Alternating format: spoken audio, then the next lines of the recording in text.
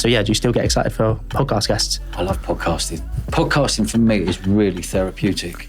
And I love bringing people together. That's what I've done for 30 years, of throwing parties around the UK and festivals, etc. But being able to bring people together and put a smile on people's faces via podcast is an amazing feeling. And going and putting the headphones on now, we're going, bam, we're in the zone. Very rarely you get an hour and a half with someone when you're in the zone without your phone clicking or you're being distracted or whatever. Yeah. Man, I'm completely with you. It's almost like we've said it time and time again on the podcast. It's kind of like therapy. Yeah, massively. Especially when you do someone's life story or do their story. Yeah. Before you know it, like you're almost entranced by the story itself. Yeah, agree. What about you, Cal? How have you found it? Yeah, and also a lot of people that we've had on as well have said, because we go through their story, they always say to us, "I'll tell you what, that was like a bit of a therapy session coming out of that." It's an amazing feeling when they do leave and they go, "That was really cathartic." And you're like, and you actually become really good friends with them. 100%. Really odd. Like there's so many positives come out of podcasting. I've just celebrated our 2nd year of the Eventful Entrepreneur podcast. So many positives, so many doors have opened for me, opportunities coming in. I can't speak highly enough, but it's not easy to do podcasting. I think people out there think, oh, you just do a podcast, you just chat to people and that's it, isn't it? There is so much to it. Oh, 100%. I'm actually interested because, we're yet to go live, like I told you earlier on. Obviously, we built up a bit of like what would you call it, Cal? Like a bit of almost like a bit of anticipation to going live. We're also a bit nervous. How did you feel like releasing your first episode? I loved it. Did you? Yeah, buzzing. Yeah, because I didn't release one episode. We did it in lockdown in 2000. Yeah, 2000 sort of. I don't know when we launched. It might have been September 2000, I think. We launched with 3 or 4 episodes in one hit. That's what everyone was saying to do. So we thought, do it and see what happens. And yeah, mate, like the feedback you get from it, especially we launched with some really good guests as well. And the feedback you get from it gives you that spring in your step to go again and get more guests on. And I'm really lucky to have been really well connected with the numbers on my phone that I've kept for the last 30 years and built up a bank of quality people and good friends, is that they want to come on and speak about their life, Yeah, for sure. No, I can imagine. Did you get any of the other side of it at all? So it's a lot of positivity that comes from it, from the connections, obviously meeting the guests and going through their story, but also on the flip side, do you ever get any hate or anything like that from it? No, nothing at all.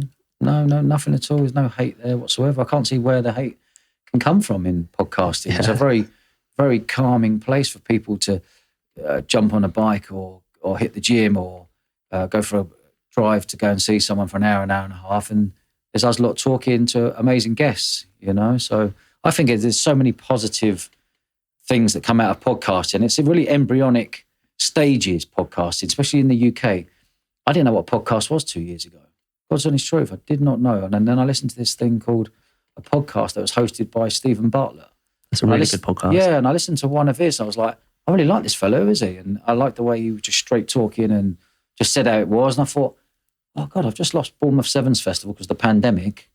Well, let's do a podcast. I've kept myself private for all my life and then did a podcast, and you tell your own story on your podcast. And that went viral around the UK. People loved it because it was straight talking and it was honest about might bring into throwing the parties and the festivals and et cetera, et cetera. And people warm to you and they want you to be successful in this world where in the UK, most businesses and most people don't want other people to succeed, which I find really odd. But in the podcasting world, it feels like people really want you to succeed because you're bringing something to them for free.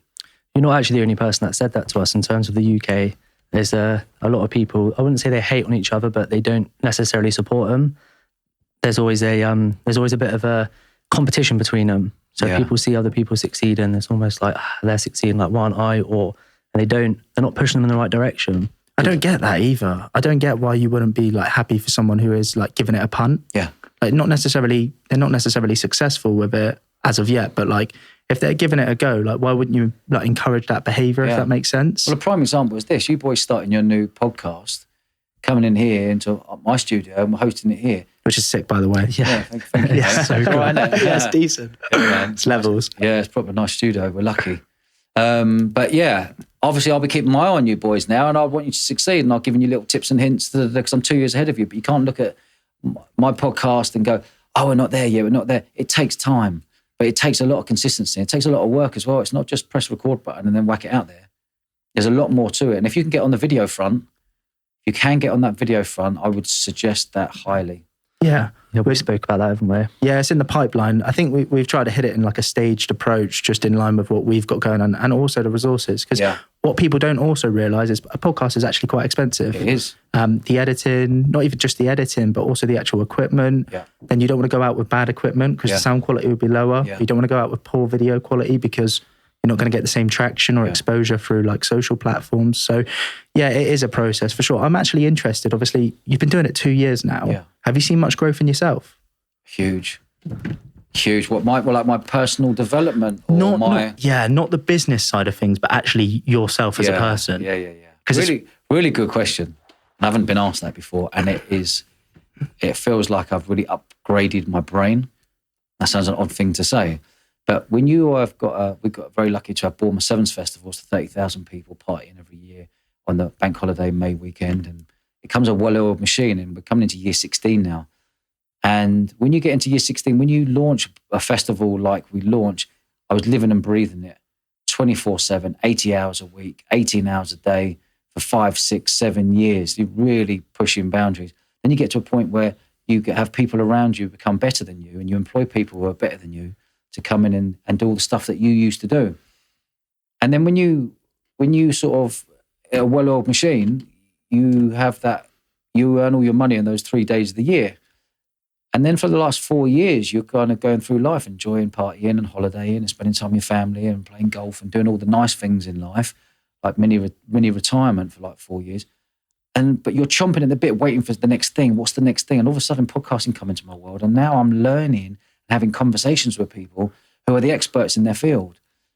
And I've always been curious anyway all my life. Love asking questions, love finding out about people. I'm a people's person. I love people. I love characters. I love mad characters, old characters, young characters, whatever you've done, whether you're an international drug smuggler, whether you're a top entrepreneur, whether you're a supporting icon or whatever it may be, I just love people. And I've had 110 amazing conversations. Who's your favourite one, Dodge? Oh, man. That's a big question, bro. Yeah. There's so many. I get asked this all the time and I can't put my finger on one, because if you said to me, your favourite one in the criminal underworld, there's probably... I've had loads of interviews with them, but they're all mad stories, whether you're an international drug smuggler or you're whatever you are, or you're in the SAS or SBS in military, and there's mad stories there, or you're an entrepreneur who started with nothing and you're now you're a billionaire because you own Reebok. Or the list goes on and on, or we have conversations of people in narcissistic relationships. Or the conversations are just mad. Anyone who's lived an eventful life, so I can't put my finger on it, but character-wise, who I probably relate to most is Barry Hearn. Oh, I'm a big boxing fan, so that's a decent claim. That, and he and I are good friends anyway. But he is 74, and we all now go, God, 74. I was really old. His mind is like a 30-year-old. He's like the biggest independent promoter worldwide of sport. He has more hours on TV of sport across boxing, snooker, darts, whatever, you name it. He's running things, through Sky Sports and now DAZN, and obviously his son Eddie Hearn is the biggest boxing promoter in the world. And that was an amazing conversation, because he's a real bloke who started with nothing and now he's worth a fortune. It's not just about the money, it's actually his journey. Then you've got Harry Redknapp coming on, and Harry doesn't go and do podcasts, and he come on and his stories are amazing as well. And so I like the older ones. Maybe we could do it in sort of age category, couldn't we? Because they're in the 70s. But they're proper boys who have been around the block and are really clued up, and proper men, and with good morals and just proper geezers, I would say, who've done well for themselves. So just to pull that back on, obviously the initial question, which was like, how do you think you've changed? Is it fair to say it's like purpose has given you a bit more of a kick up the arse with it? Yeah, no, I wouldn't really say kick up the arse, but it definitely given me purpose. Like now my weeks are blocked out, where normally it would be I may come in the office once every 12 weeks because we had a well-oiled machine with the festival. I took a step back and had all my directors in place and good management and good people in place to run. Now I'm coming in 3-4 times a week and having 1 or 2 podcasts a day. So I'm getting super excited because I'm in a wicked conversation with some mad story that someone's done, and then I'm leaving, and the next day I'm coming back having a brilliant conversation with someone else, and then we're cutting up all the videos and then putting all the videos up on YouTube and TikTok and Instagram. And I'm very lucky to have a full-time producer and a full-time video editor. So I'm not running around doing that because I ain't got a clue what to do. I'm just good with people, and I'm well connected, and I use my contacts to getting people on and stuff. So I've never gone through a management. I've never gone through an agent. I've never written an email. I don't do email anyway. I don't use computer and don't use email. It's all WhatsApp, open doors, or friends of mine, or friends of friends, and you get them on the show and you have a proper deep conversation about their life. Yeah, I think that's the best part about podcasting for sure. Is just meeting random people that you have no clue about. Yeah. And then before you know it, because like there's so many different things that you connect on, you've like built a relationship in an hour and a half, which could have taken like years to build. Yeah, agree. It's interesting. How have you found that, Cal? Definitely. I think for me, it's mainly the perspectives that you get from another person's mind. So we're going to obviously have a great conversation today, and I'm probably going to take a different perspective that you've got, might be able to implement it somewhere. I was actually going to ask you as well on what Jack said, because you've been doing this for so long, obviously you've got your company here, perspectives that you've got from all your guests, have you managed to, say, roll that out into how you run this business out here? No, not really. No, I haven't got anything off anyone where I go, oh, I need to implement that into my business out there. No, there's no one like sort of. How about in just day-to-day life? Have you managed to take anything that anyone said and it's affected the way you live your life or the way you've treated people, or? Well, no, not really. Not really. No. If I'm being brutally, I'm not like, oh my God, it's changed me or it's improved me, or I've just learned different things that, because I don't watch telly, I guess you're one with someone, you're learning about their life and their journey that they took. And I guess I haven't learned anything to implement it in my life. It's just being more open and learning more about things that I wouldn't have a clue about in some subjects. And in some subjects, I'm like, I'm bang on it. Like if there's a promoter coming here and we're doing a one-to-one about festivals and events and or buying and selling businesses and companies, anything to do with businesses, that's my street. But then I'll have a guy who's been in the SAS for 10 years and he's shot this and he was jumping out of planes, or someone who was on a plane and the plane was burning, he was burning alive and he survived because he jumped out of the plane. Like that's way out of my zone. I'm like, Jesus Christ, and then what happened? You're totally engaged. You're like, Jesus, and then what happened? Or I might have someone done a £100 million heist, and I'm like, what, you had the balls to go in and do that? And what was going through your head? And so I'm very curious anyway, but I guess that sort of curiosity has made me who I am today, I guess. I've always been curious, and finding this business now in a podcast has allowed me to be even more curious, but as a business. Yeah. Which is a lovely, lovely feeling. I'm completely with you. And you said something off mic earlier, which was like, you don't do any homework on the guests beforehand. No.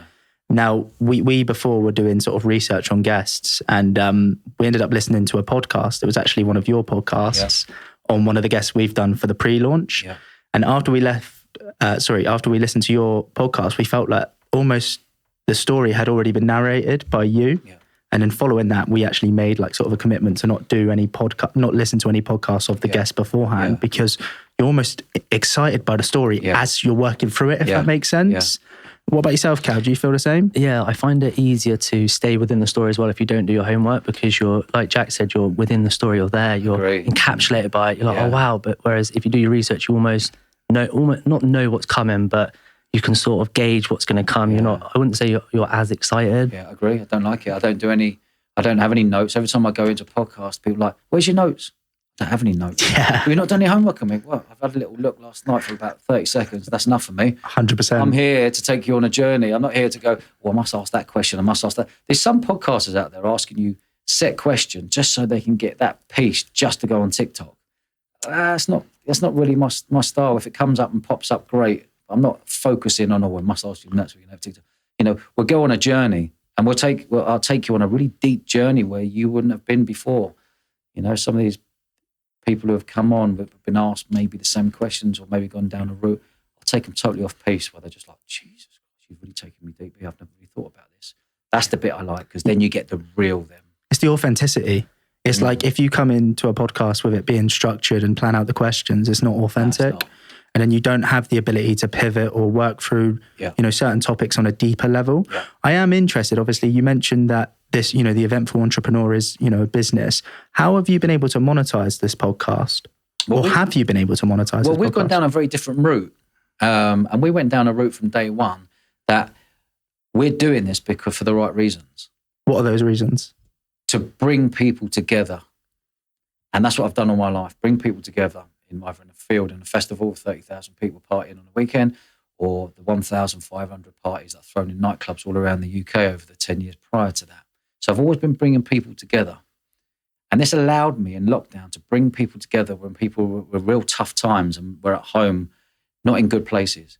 So that was the main reason for this. I didn't know this podcast was going to explode. All we were going to do was do good, be consistent, bring out an episode every Wednesday and see what happens. And it's blown up. Yeah, I rate that. Yeah. So it's allowed us to get through the first year and have a 52 episodes. When people start seeing you pop up and going, oh my God, what's that? You start getting sponsors knocking on your door. And we're very lucky because obviously I've dealt with millions of pounds worth of sponsorship via the festival over the years. And a lot of the sponsors said, can we sponsor your podcast? Offering X amount of thousands to go down. One offered 70 grand, 150 grand. We've turned everyone down. And we said, let's keep building it and building it and building it. Let's introduce TikTok, which we introduced 8 weeks ago, and already we've got 10 million views on TikTok across our different things. Blowing up. And that's only going to allow us to go, okay, our game plan is to build it in such a way that we can build the YouTube channel, because that takes time, real long time to do that. But the videos that we put up there have had wonderful hits with some of 185,000 watches and but we've never really homed in on it. And then we started TikTok 8 weeks ago. We thought, I'll put some videos, see what happens. All of a sudden, it's like 2.4 million views, 1.2 million views. We're like, oh my God. So everything's all coming together. And I'm so glad we've said no to those sponsors, even though they're knocking on the door, go, just let us sponsor. We're like, no, just hold off. When the time's right, we will do it. And we've done it for the reasons. We haven't done this to set this up as a business to earn money, because I'm not after money. I'm not there. If it's my only business, I think, shit, I need money. Give me that money. But I'm lucky and fortunate enough to be in a position where it's not just about doing this for money. So, but there will be a time when the time's right, when someone comes in, we have one sponsor and they sign a 3-year deal and it's done. That's interesting, because we actually came to our podcast with the sort of same mindset. Yeah. Because what we found is after doing sort of the initial podcast, that was enough value in itself. Yeah. And you mentioned earlier about like all the guests having different stories and whatnot, but we've been able to take inspiration from literally every guest we've had. Yeah.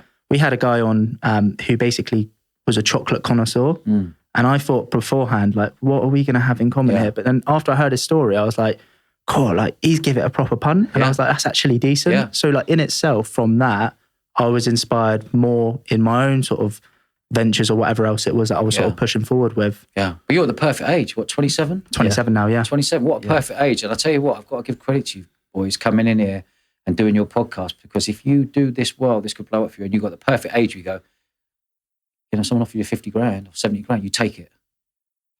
Don't know if we would. Yeah, I don't know. We've spoken about it.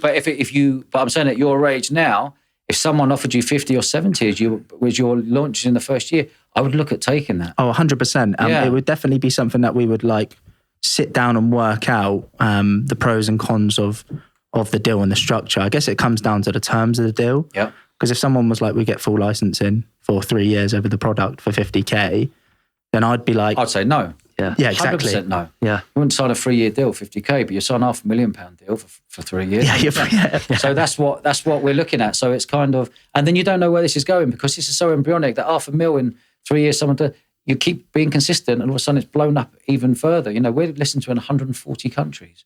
We're now in the top 0.5% of podcasts globally. So you're in a category that anyone who comes in will see you in that category. So a big brand will come in, and I only want to work with brands that I'm genuinely like. Do you know what I mean? If it's a grenade or it's a... You've got your eye on someone. Yeah, someone, and you're like, you know what, I can talk about you. I don't just want it to pop up as an advert and go, oh, here's an advert for grenade bar. It's got to be something. It's got to be something where I'm like, I genuinely like this brand. Yeah. And they like us, and they know that we own a festival, and we've got an online events course as well, and we're a group that are doing big things down here, you know? Yeah, for sure. No, I understand exactly what you're saying. It's a long-term play, isn't it? Yeah. Marathon, not a sprint, same as anything. Definitely. But everyone wants instant gratification right now because of social media. Everyone wants that quick hit, quick hit. And anyone who's listening out there, business takes a long time. You know, you might put 10 years, you might put a 10-year shift into a business for it to do really well. You know, people think you can do it in a year, 2 years for each. You can't. It takes time. You're bang on. How long is there a sort of a timeline on Eventful Entrepreneur, or is it just going to be until it sort of runs its course? Like for us, before we started the podcast, we committed to releasing an episode a week for 5 years. Brilliant. But what about yourself? Was there a sort of a timeline, or is it just... I've got no game. Got no game plan. I love it, yeah. No game plan. I'm just enjoying it. Yeah. And when I enjoy something, like I enjoyed creating a sport and music festival, Bournemouth Sevens, because I enjoy it, it does really well financially because you live and breathe and it's something you go to work every day. I love this. Tweak, improve, but get people on board full time. You know, we have 1,000 staff working the festival every day, you know, at the festival. I just love it. We've had offers of people wanting to buy it. No. You know, big offers with lots of noughts on it. No, because I won't have any purpose. You know, and some people go, oh, you're mad. You could sell out and live on an island. But you get to a level when you've got a nice home and a nice motor and you have nice holidays, you're not wanting for anything. You know, it's different if you haven't got your own home, or it's different if you are into sports cars, which I'm not, or you're into posh watches, which I'm not. You know, it's different. So, yeah. So what are you into other than obviously, you know, sort of what we've just talked about there? You're a big rugby fan, aren't you? I'm a big West Ham fan. I'm a West Ham fan. Are you? Yeah, oh, there we go. Nice, mate. On your ends. Yeah, big West Ham fan, big rugby. It's all sport. Sport's been my life. Sport and business. You know, I wasn't very good at school and the academic side of things. I was disruptive in class and always wanted to be on that sports field. I excelled in sport. What sports did you play when you were younger? Football. Yeah, up to an age. Chelsea boys at 13. Oh, decent. Yeah. So like a decent standard. It was a good standard. Yeah, absolutely. And then flipped over to rugby, and then ended up playing for Wasps and Leicester Tigers through my years, and went to Loughborough Sports University. What were you? So just to pull back, obviously, when you were growing up, you mentioned that you weren't the most academic, or not most academic, but didn't apply yourself at school. What were you like when you were sort of that age? And I guess what were you sort of into growing up, other than sports? Earning a pound note. Oh yeah, yeah, absolutely. I grew up living above pubs in London, so you're around a lot of people earning money. You're down in the pub. There's a lot of. You know, we had a nightclub next door to us, so there's a lot going on the whole time, and you become streetwise. And you're around adults your whole life. You know, as a kid, I was around adults. Everyone's wheeling and dealing. Everyone's earning money, and you learn this as a kid. You learn mannerisms. You can read a room.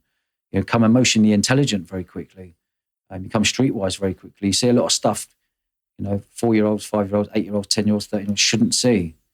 You know, we had doormen, and there was a lot of violence at the pub because people get thrown out the pub and and I was hanging around the doors as a kid, and I loved it. It was the buzz. Every day was different. You know, you were the nightclub next door. I was earning money selling tickets. And there's loads of things I was earning money as a kid, and that's what I really enjoyed. I enjoyed selling, enjoying getting something, and then flogging it, and then that's just grown over the years to the age I'm at now. So did your parents own the pub, or were you just living above the pub? We were living above the pub. Mum and Dad were the managers of the pub. Okay. Yeah. And yeah, the brewery was Young's Brewery. And they were good times, they were mad times. You know, I was always growing up around a lot of toxicity, a lot of violence, not with my parents, but actually in the pub, because there's a lot of booze people. And when you live a flat above a pub, obviously that energy goes up in with you. You don't just sort of close the doors and go off to a nice country house somewhere, everything's calm again, and then come. You're around this energy, and there's a lot of good energy and crazy energy. Hyper-aggressive, boozed, fighting, police turning up, meat wagon. There was everything happening all the time, you know. I loved it. Yeah, whereabouts in London was that? We started off in Hammersmith. They had boozers in Hammersmith, but the main one really was they had one opposite Roehampton Estate. It's the biggest council estate in Europe. That was a naughty one. called the Maltese Cat, and then we had one on the River Thames in Kingston, which had the nightclub next door, and that was a real vibrant. But you got to remember, back in the 80s, Kingston wasn't what it is today. You know, back then in the 80s and 90s when we were growing up, Kingston was 3 big mega nightclubs in that town where everyone from South London would come to. You know, when nightclubs would really come on the scene after the rave scene, and the rave scene started like late 80s, when everyone would be outdoors raving illegally, and then it all come into the nightclubs in the early 90s and up to 2000s, and that's where it exploded, the nightclub world, and that's the world I ended up in after all that time.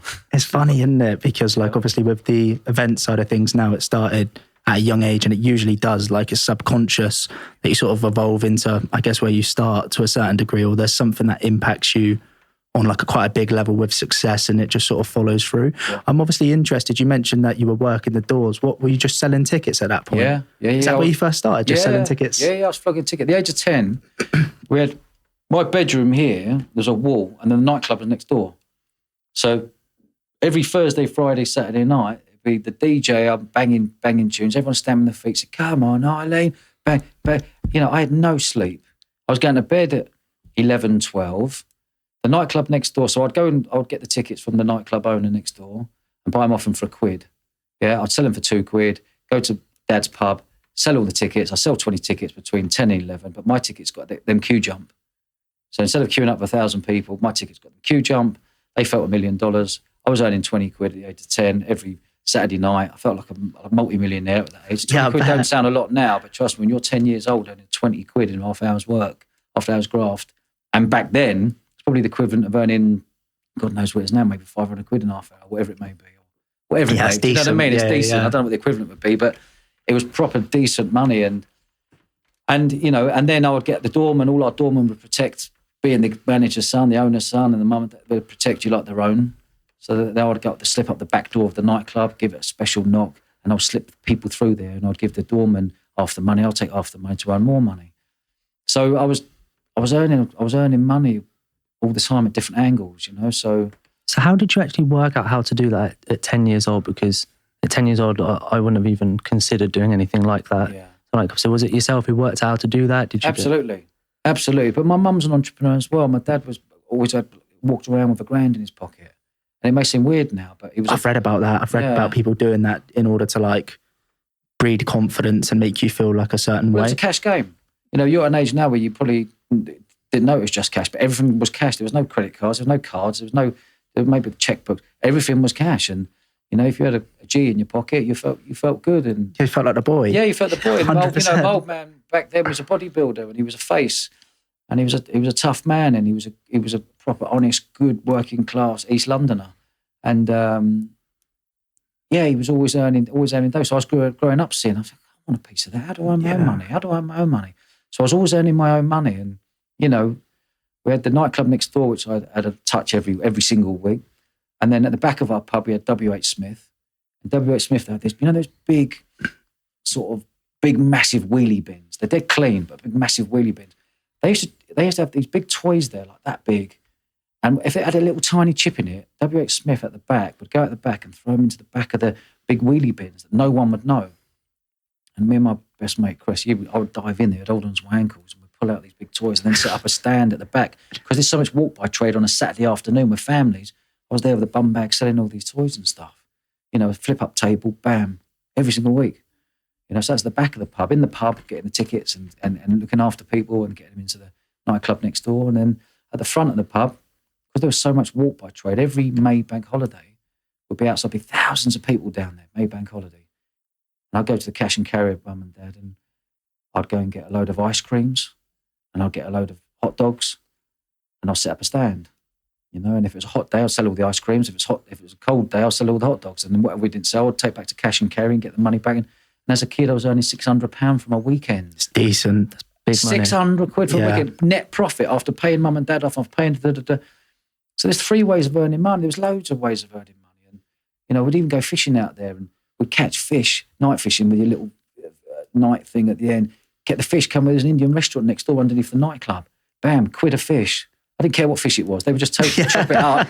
They would take it, chop it up and cook it and have fish curry or whatever and sell it to all the punters.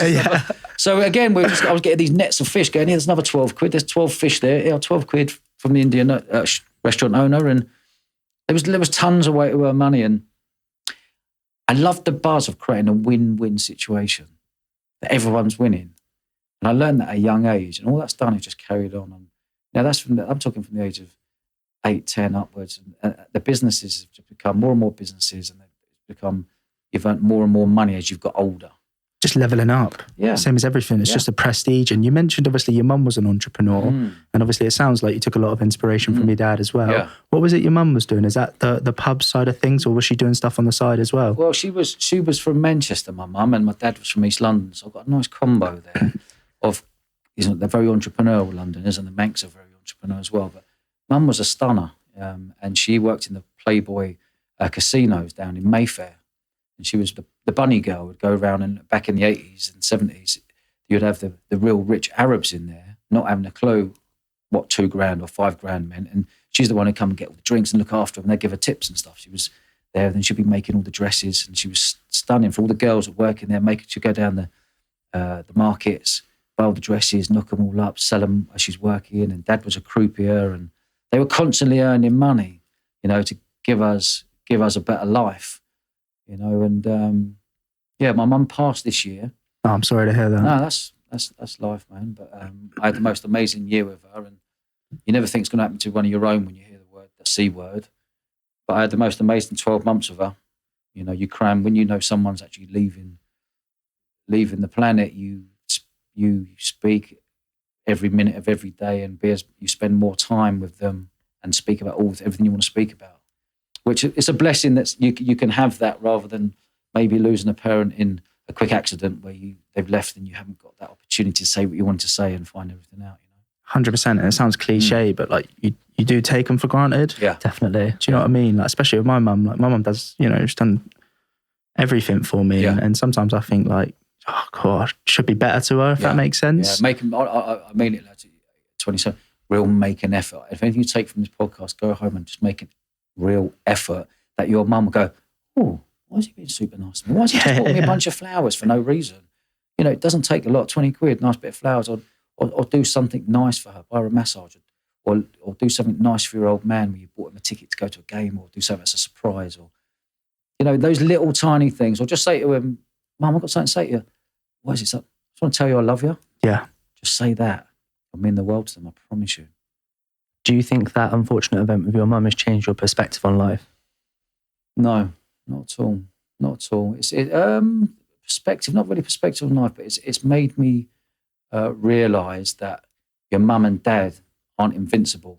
And my dad's my hero. And it's made me realise that at the age of 69, he's fit as a fiddle. He's a CrossFit champion, and he trains 6 days a week. He's a machine. That's hefty, mate. Real hefty. Yeah, that's hefty. Mate, he's a ambassador for what's the protein company? He's on the TV adverts. Maxi Muscle. Oh, really? Yeah, man. Nice. He's 69. He competes against 30-year-olds. You don't visualise a 69-year-old man here. Like, you got to visualise like a 45-year-old. He's lean. Beast. Yeah, he's feeling it. Mate. Yeah. But it does make you realise the perspective. Going back to your question, Callum, it makes you realise that growing up when he's your hero, you think he's invincible. And people, we're all going to die. Yeah. I don't want to say this in a more, but we are going to all be brown bread. We're going to die. So, it's really important that we make, and I certainly do, really enjoy every single day and just have gratitude and just be grateful. And if you can wake up, it's a hard thing to do every single day, but if you can wake up and out loud say 5 things you're grateful for, your day starts off on a really good day. 100%. I've done a lot of self-development work, and I've done a lot of the gratitude stuff, and sometimes you just fall off doing it, and then you end up getting into a bit of a negative cycle. But if you just start it up and just actually think what you're grateful for. Great. Simple things. It's standard. Wake up. God, I'm really grateful. I had a real deep sleep last night. Yeah. Because sleep is the most important thing. If you want to perform in sport, or you want to perform on the mic like here, or you want to be successful in life, sleep is key. People don't talk about Number it enough. one. Yeah. Number one. We got Aura rings. I was going to do that, but a bit of figure. Have you seen Aura? No, go on. Oh, mate, these monitor your sleep. Yeah. through like a mobile application standard, but they give you like a sleep score. And like, what's the first thing you do when you wake up? Check my sleep score. 100%. It monitors it through your REM sleep, your deep sleep, your light sleep. Gives you the percentages that you sleep, and then you almost work out when your deep sleep comes, when your REM sleep comes, and then you can sort of tailor when you go to bed. So the deep sleep is super important. So for me, I have a lot of deep sleep earlier on in the night. So if I go to bed early, I know I'm going to get that deep sleep. If I go to bed at say 11 or 12 o'clock, I'll lose out on that deep sleep next day and wake up feeling a little bit groggy. That would be an unreal sponsor, Aura. It would be, wouldn't it? How'd you spell it? O-U-R-A. Okay. Put me on the spot there. A-U-R-A, O-U-R-A, B-U-R-A. But I went stiff. But obviously, just to pull back, you know, you mentioned obviously like the hustle when you were younger. Now, I can't imagine, obviously, with that, you were too interested in the school, because obviously, if you're making that sort of money, £500, £600 on a weekly basis at that point. No, it wasn't weekly. The 600 a week, that was a May bank holiday weekend. Oh, okay. But, you know, as the years went on, you know, if I was 15, 16, I was selling Timberland jumpers, and that was like 700 quid a week to the school kids at 30 quid a pop. So I was just seeing it was a complete numbers game. As I grew up, my school was 300, my next school was 400. Then I went to university, it was 12,000 people. So why did you decide to go from school to university? Because like, from my perspective, if I was earning that sort of money at that age, I would probably be like, I'm just going to go at this at full time and just start buying and selling everything. Sport. Okay. So were you playing rugby at this point as well? Yeah. I was, so I worked at school, you know, my mum always taught me pound a man. Always say, everyone you meet, make sure there's a pound a man you can earn. And whatever that was, and she was also taught me something very young, said, everyone you meet is a contact. I've had my mobile phone now since 1995, the same number, and I've not missed one contact. When you meet someone, you get their contact. Don't ever be afraid to get their contact. No business cards, I'm not into business cards. I don't do email, don't use computers. Real old school, gives you contact, mate. Whack him in there as, I love you down as Callum Podcaster, or you'll meet someone, I don't know, John Stroke Festival B7s. You've always got a link to them. Do you know what I mean? Yeah, it's a smart move, to be fair. And WhatsApp has sped my business up probably about 4 or 5 years. That's a whole new subject. But yeah, what was the question? I forgot what we were talking about. Obviously, why you decided to go to university. You were saying it's sport. Your mum told you about. Yeah, sport. It was the next thing. My school teacher, my sports coach was like, mate, you're playing rugby at a good standard here. You're at Wasps under 19s while at school. You need to go to Loughborough Sports University. I was like, where's Loughborough? I've got a clue.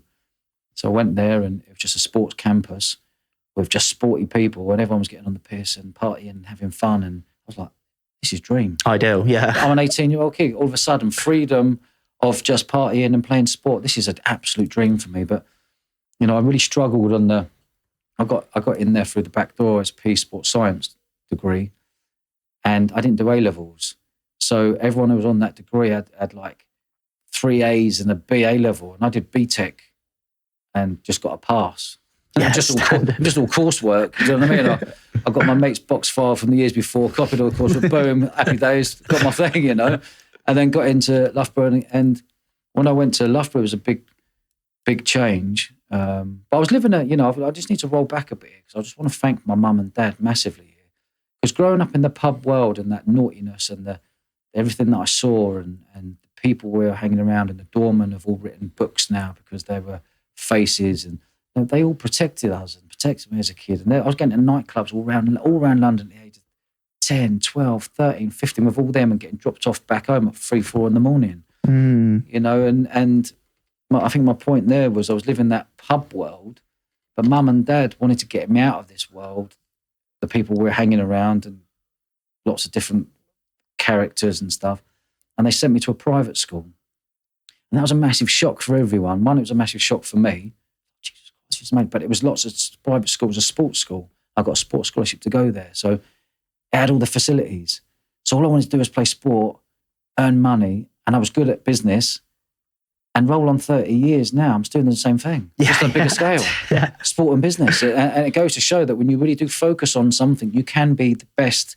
You can be the best at what you do. And I'm not saying I'm the best at what I do, but I'm high up there in my world, in that sport and business world. And again, going back to the contacts I've got now on that phone, I feel like I'm one phone call away from anyone in the UK. And if I don't know that person, I'm 2 phone calls away of finding out that person to get in contact, to have a conversation about sponsorship or about coming on the podcast or whatever it may be for. 100%. I think that's a gem, you know, because I've changed my numbers a few times and I've lost all my contacts before. And like, there's some people in there that, you know, I've done business with in the past that could be good just to bring on the podcast, for example. But I'm obviously interested. You mentioned you wanted to say thank you to your mum and dad at that point. Do you think your mum sort of strong-armed you into the private school to get you away from the pub life? Mum and dad did. Mum grew up with nothing, one of 6 in Manchester, with a 2-bed house, really, really poor. My old man was the same in East London, so they had nothing. They didn't know what university was. They knew how to earn a £1 note, and they had great morals, and they were humble people, but they were grafters, and they were resilient, and they taught me wonderful, wonderful key stuff. And the main thing they gave me as a kid was self-belief. And as a dad now, with a little 8-year-old boy, there's nothing stronger in life than a parent giving you self-belief, belief in yourself, that believe in yourself that you can be the best at business or at sport or academic, or what, believe in yourself. And that's been huge in my life, that self-belief, and knowing that nothing's ever a problem, that you can go and do it. Give it a go. Like I always remember Mum and Dad, I said, what do you think I was doing? Go and give it a go. Everything was go and give it a go. Go on, give it a go. No problem, go for it. You can do it. Go for it. Go and show us. And that has had a knock-on effect now to me and my little boy, because that's what I brought up with. I wasn't brought up with academia with my mum and dad, but they were super streetwise people who knew how to be kind with people and create great relationships with people and build businesses. And the main thing, having a laugh. They knew how to have a proper laugh, you know. And it's funny, like growing up in the pubs, they were the first ones to bring bouncers to the pub. And back then, you probably know them as security guards now, or security with a badge on. Back then, they were bouncers on the door. They were bomber jackets, big meatheads to keep the trouble out. There was no licensing then, and the bigger a meathead you were, the more you'd knock people out, the more protected your door and your pub would be. There was no rules back then, you know. And if a doorman lost a fight back then, you'd go and get a bigger doorman and you'd get rid of him and you'd bring another, him and his team boys, to protect your livelihood. Just the biggest and baddest guys in town. Yeah, it was. It literally was. And you know, going back to that, I felt like I was living a double life as a kid, because I was going to private school in the day, you know, and me and Dad, like we had 2 Alsatians and a Rottweiler. 2 Alsatians and a Doberman.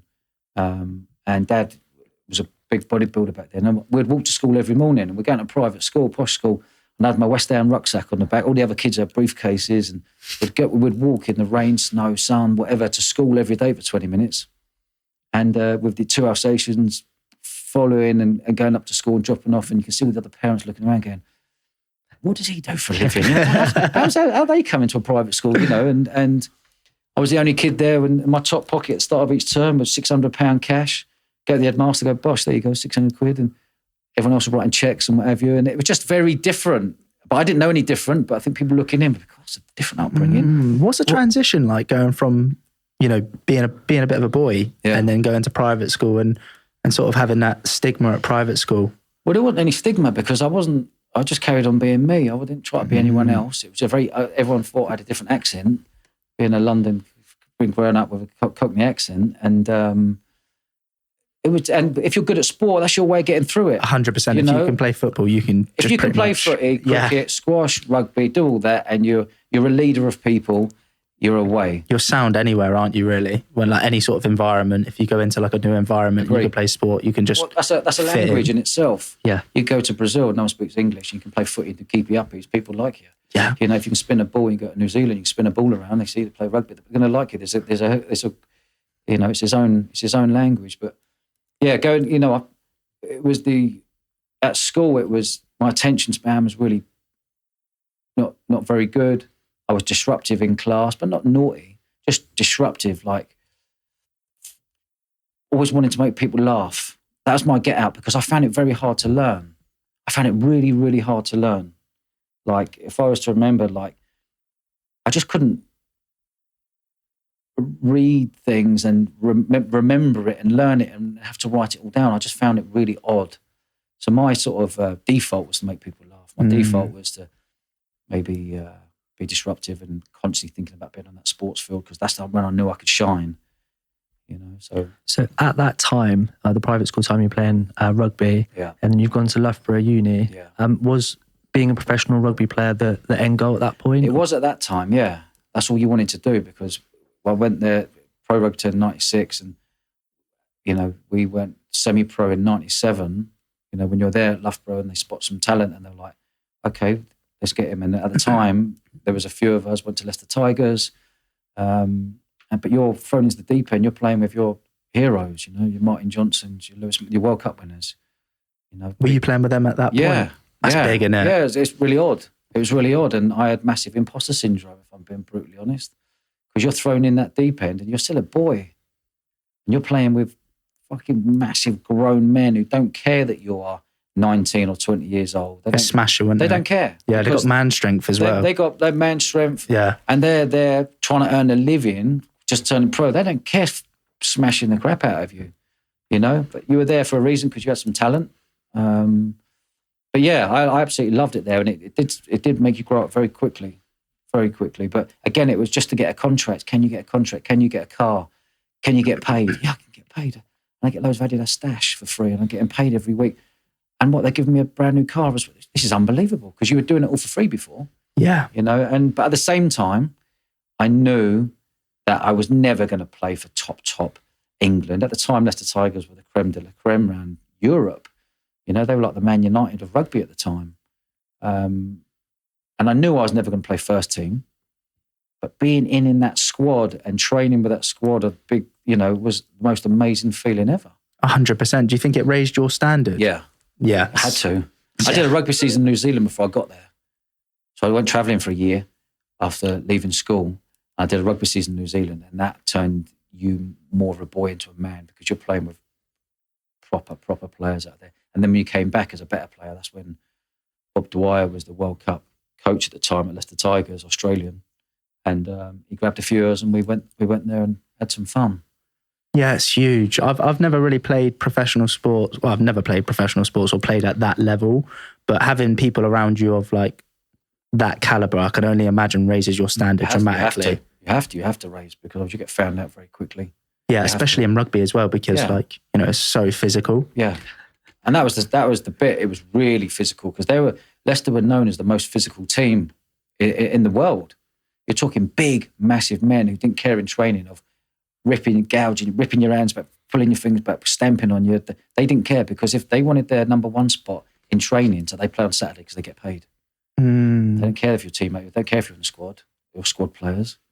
You know, and it's all coming out now. My friends of the England boys now, it's all coming out with head injuries and everything you're hearing about brain damage and dementia and all that sort of stuff. Those 40-odd-year-olds now who are captain in England, who are playing for England, who are having mini car crashes every week, smashing head on head, bone on bone, tackling each other, and it's having its knock-on effects at the moment, as you see in the press. How could it not have a knock-on effect? Do you know what I mean? If you are smashing heads like that every week, that's going to have a detrimental impact later on in it, for sure. So I'm interested, obviously, when you're playing rugby at this high level, is this where you start diving into events? I started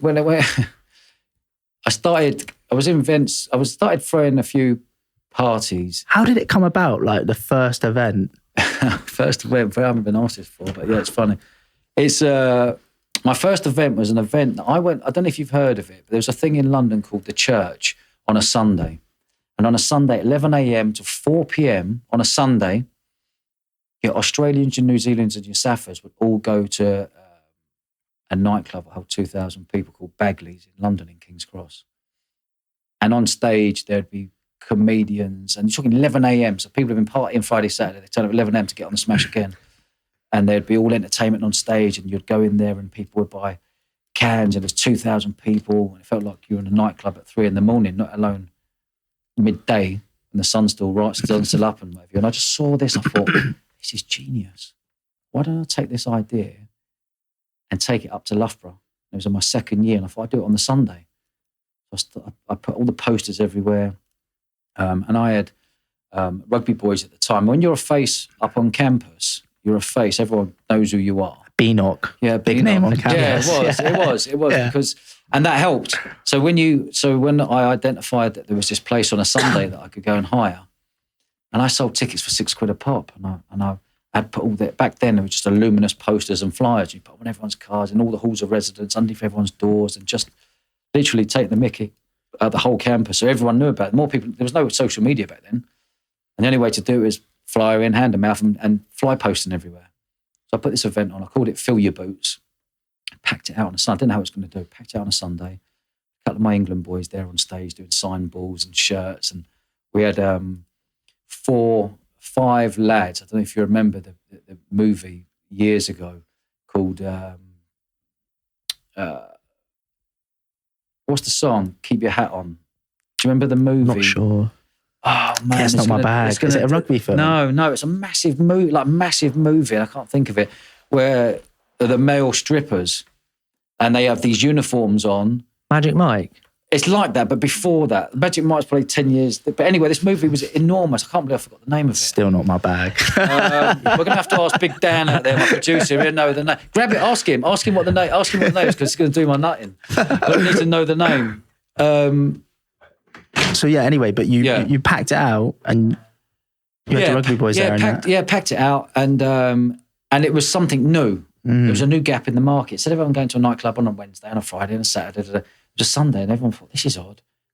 But anyway, everyone went there. I've got it. The Full Monty. The Full Monty. Yeah, Nice. Yeah. Is it the Full Monty? It's the Full Monty. That's the one. Nice. So the Full Monty was massive back in 1999. The Full Monty was enormous worldwide. Yeah. Box office, everything. Anyway, the 4 or 5 blokes there would have all their uniforms on and they have Velcro the thing, and they'd rip all the stuff off, and all the girls in the audience. Anyway, there was the rugby boys in my team did this and were meant to do their show raising money for charity in the Students' Union at Loughborough. And the Students' Union were like, yeah, fine. But then the week before, they were like, what, are you going to get naked in front of everyone? And they were like, yeah. And they said, you can't do it in here because we're Students' Union. I thought, happy days. I said, boys, how's about we go and I've hired this venue. You come and do the show. I'll get a couple of girls up on stage so the boys are happy and the girls are happy, and you can do your show. And I've got some celebrities and I've got a comedian, I've got DJs and foam cannons, and just made this party in 99, and we packed it out. And I was like, oh my God, I've just earned all this money. I bought How much? I think it was 700 quid. Yeah, from that event, like after paying everyone off to whatever it was. Yeah, I was like, oh my God, this is amazing. 700 quid from an event on a Sunday. And then that finished at 4, and then everyone was queuing outside because they couldn't get in because we're full up. We're like, no, you got to. And I was like, I phoned the local nightclub, Echo's nightclub, and I said to the owner, I was like, mate, can you open a nightclub? He's like, are you mad? It's Sunday. I went, trust me, I reckon I can put 1,000 people in your club. And he went, all right, but I take the door, you take the bar. And he went, yeah, fine. So we opened the nightclub last minute and packed in 1,000 students in the nightclub. So they paid again, another 3 quid. I come out at $3,000. So you doubled up? Well, tripled up, quadrupled up. I went from 700 in that one venue, went to another venue, took the door money there at 3 quid, a couple of 1,000. I was like, oh my God. And that was in my second year. What did that moment feel like? Was that, because I've had a moment similar where you earn a bit more money than you had expected in that moment, and it's like almost like euphoria. You're like, fucking hell, I found it. Like, it was. Well, I was always used to earning money, but all of a sudden the money went to fucking $3,500. Yeah. What? This is nuts. So then I approached that same nightclub. I said, I reckon so that was in the say the June the year before, and then everyone had summer off, and I was coming into my third year. So I went to that nightclub, Echo's nightclub. I said, every Wednesday you've got 1,000 students in here, sports night, and you charge 2 quid. How's about you carry on charging your 2 quid? We charge 3 quid on. We charge 3 quid on the door. You keep your 2 quid, and I take a quid. And they agreed to it. So I was walking into $1,000 immediate straight away. And I said, the deal is that I will pack more students in here and I'll get them drinking in your bars earlier, because they would turn up at midnight or 11:30. I was piling students in there at 10 p.m.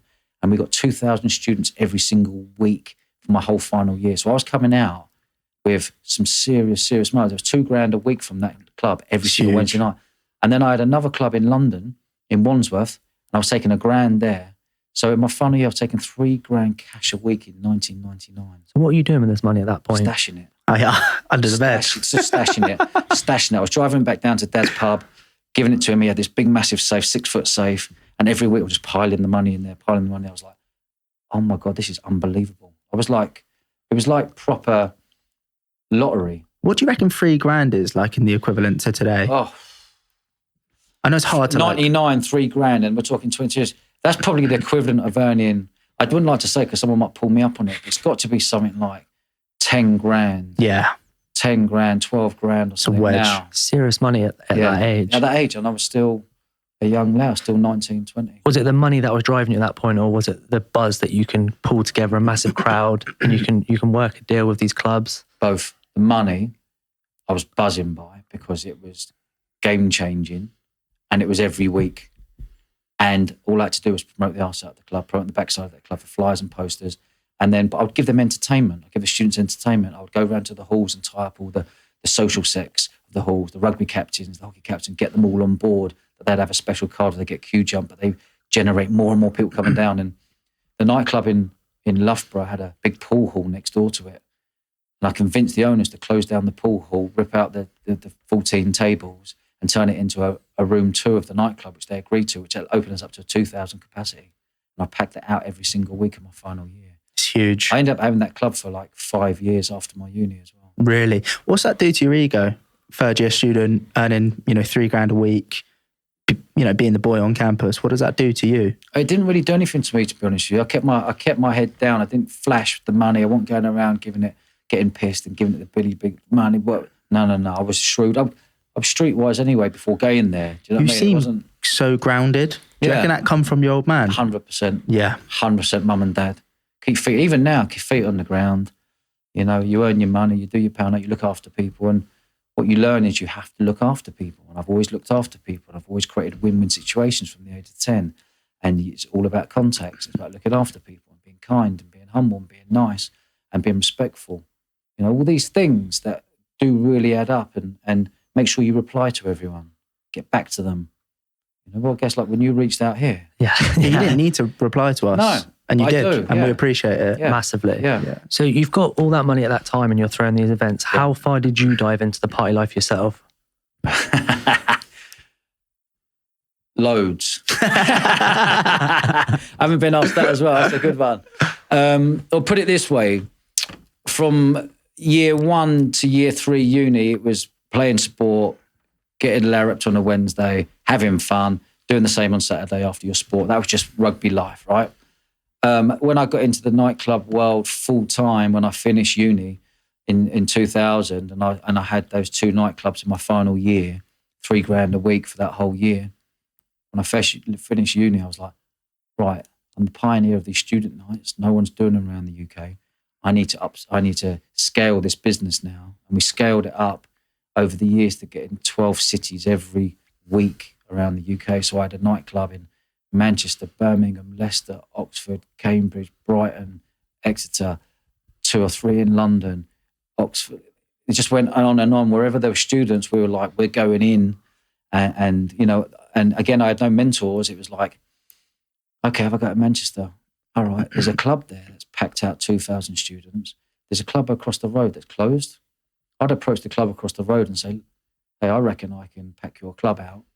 I reckon I can close that club across the road within 4 or 5 weeks because they'll all come to your club, but only if you give me the door money and you have the bar money. Why the door money over the bar money? Because it was clean, it was very highly profitable, and it was very, very simple business model if you got it right. So I knew that if I packed in 1,000 students at £3, I'd get £3,000. If I packed in 2,000 students at £3, I'd get, double that. So it's more stable. It was stable, it was good, but it was very risky. And we were, at that age, we were really ballsy. It was me and my best mate, Chris, who I grew up with at the age of 4. I went skip diving with him, and we're tight. We're really tight mates. And we did that, but it was very ballsy to go into other cities. So did you do it together? Was he your business partner at that point? Yes, at that point. How did you find that? Because obviously going into business with friends, it's a difficult one sometimes. Yeah, it is difficult. Like my final year, I was up at Loughborough and he was down in London, so it worked. I would look after that and he would look after that, but I would drive down every week. But then when I finished uni, we created a brand called popyourcherry.com. Nice. Which and it was it was year 2000 and it was in the .com boom when everyone was creating websites. And we're like, what's a website? Do you know what I mean? Like, what? That's mad, isn't it? Yeah, it's mad when you think, no, what is a website? But now it's obviously everywhere. And we created this thing we created a brand. I used to go to Ibiza every year and I loved Ibiza. I've been going there for the last 25, 30 years. I love Ibiza. It's an amazing place. Yeah. Amazing place. Not just for the party. It was for the party then, but it's the most amazing island away from the party as well. And you can find everything you want there, which is great. And we created a brand called popyacherry.com, which was perfect for the students. I've got the 2 Pasha logos. You know Pasha, the brand? Yeah. We've got those 2 logos, tweaked it slightly. And then we created popyacherry.com. And then we'd go and invest a lot of money into creating, when you walked into the nightclub, there'd be huge, big glitter cherries. We'd drapes the whole club and really put energy into it rather than people turning up to a nightclub and it'd be the normal nightclub. You're actually coming to our night. Like Elro now. Yeah, you're coming to a brand. Yeah. And that's what set us out apart from the rest, you know. We're going to the Poppy Cherry brand and we would have entertainment lined up like 6 days, 6 weeks on the trot on the fly. You would have entertainment. But back then it was, you know, like now you'd call it influencers, or you'd call them what they call like Z-list, people who go on the reality TVs. Back then, there's no such thing as reality TV, but back then there was a thing called Big Brother. And the Big Brother stars then were like A-listers when they left that program because everyone was just like, we've been watching you on telly. Well, that was very new. And then we'd get those Big Brother stars to come do live PAs and one week and next week I'd have England rugby stars there. Then next week we'd have a big fancy dress thing and next week there'd be a DJ, named DJ, whatever it may be. And all of a sudden the students were like, oh my God, we're getting proper entertainment for the first time in our lives. You know, someone really putting an effort in. Yeah, loads of value for the money. Loads of value for the money. Again, creating a win-win. The students were happy paying your £3. We were laughing because we were getting, not laughing, but we were getting £3 times everyone coming in. The clubs that were closed were all of a sudden taking 20 grand on their bar now. A 20 grand they wouldn't get if they were closed. So it was just a win-win for everyone. Everyone's winning. Everyone. If everyone wins and it's just... That's the only way in business. I keep business really simple, lads. And always have done, even now. Keep it simple and just create win-wins and create an experience that people leave and go, I want to go back. Yeah. So at that time, it's just you and your friend Chris doing it. You're rolling out multiple parties around the country and the money you're taking in is from the door. How do you monitor the people going into the clubs? Because obviously you can't be everywhere at once. Yeah. So if you've got parties in Liverpool, Manchester, London, how are you monitoring who's going in and how are you keeping track of the financial side of it? Good question there, Callum. We had 12 parties every week. We had 4 on a Monday, Tuesday, Wednesday, Thursday. Adds up to 12. I can't be there. If I'm in London, I can't get to Manchester or Birmingham or Leicester. But if I'm in Leicester, I can get to Birmingham. I can maybe deal with those 2 clubs. We'd have family members on the doors taking the money, pay them. They go up there, stay in a hotel. I'd be looking after the head doorman. Head doorman might be getting 50 quid a night back then. I'd give him 200 quid each night because he'd have the clicker. Mm-hmm. So he would be there protecting you. It would marry up your clicker with 1,000 people at 3 quid here. That should marry up to your money. And you look after the manager, that the manager's totally sweet with you and you're looking after him as well. So that's how we did it. How's the money sort of getting transported around? Is it just taking cash and driving it to... Yeah, so I was staying... I've never been asked any, so this is really good. In fact, it's making my mind really think back all those times. I used to have 10 pairs of combat trousers. Not those combat ones, not the camouflage ones, but the plain combat ones. And I'd buy them because they would have pockets everywhere. I'd have 2 big pockets there, pockets at the back, 2 pockets at the bottom. And that's where you'd stash all the money from the night. Leaving out there, walking out like that, you would have a rucksack of money. And that's just how it was. But it was risky. Because it's not hard for someone to realise that you're the promoter leaving the nightclub, going back to your car. In combat trousers. And a rucksack. And that's just how it was. And it was. I didn't know any different. I'd imagine people listening to this think, God, that was really dangerous. I was fine with it. But the hardest thing was you go and collect the money. So say, for example, we had 3 nights on a Tuesday, 3 on a Tuesday, 3 on a Monday, 3 on a Tuesday, 3 on a Wednesday, 3 on a Thursday, for example. On the Tuesday, we would meet somewhere that all the cash would be taken in and I would take it on the Tuesday and I'd be staying in a hotel. And on the Wednesday, all the cash would be coming up, staying in a hotel on the Wednesday night and on Thursday. You got the fear that you're in the hotel room with a lot of money. Getting robbed. You got the fear of that. Of course it is. What do you do? Do you leave it in the boot of your car? You know, we're talking year 2000, year 2001, 2002, 2003. You know, where do you put it? Do you go out for dinner that night and leave in your hotel room and that could get robbed? Do you leave in your boot of your car? And, you know, that was just the way it was. Then obviously you would drive back down to London and then deposit it all. Then. Did you have any experiences getting caught with that cash, or did you get robbed ever? No, touch wood, never got robbed. Got pulled over by the old bill. And they're really triggering a lot of stuff there I've never spoken about. Yeah, got pulled over. Obviously, I would never drink when working. There's a lot of people who work in nightclubs these days would get booze with the people. I never drunk.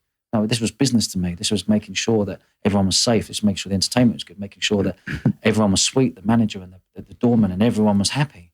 So you left.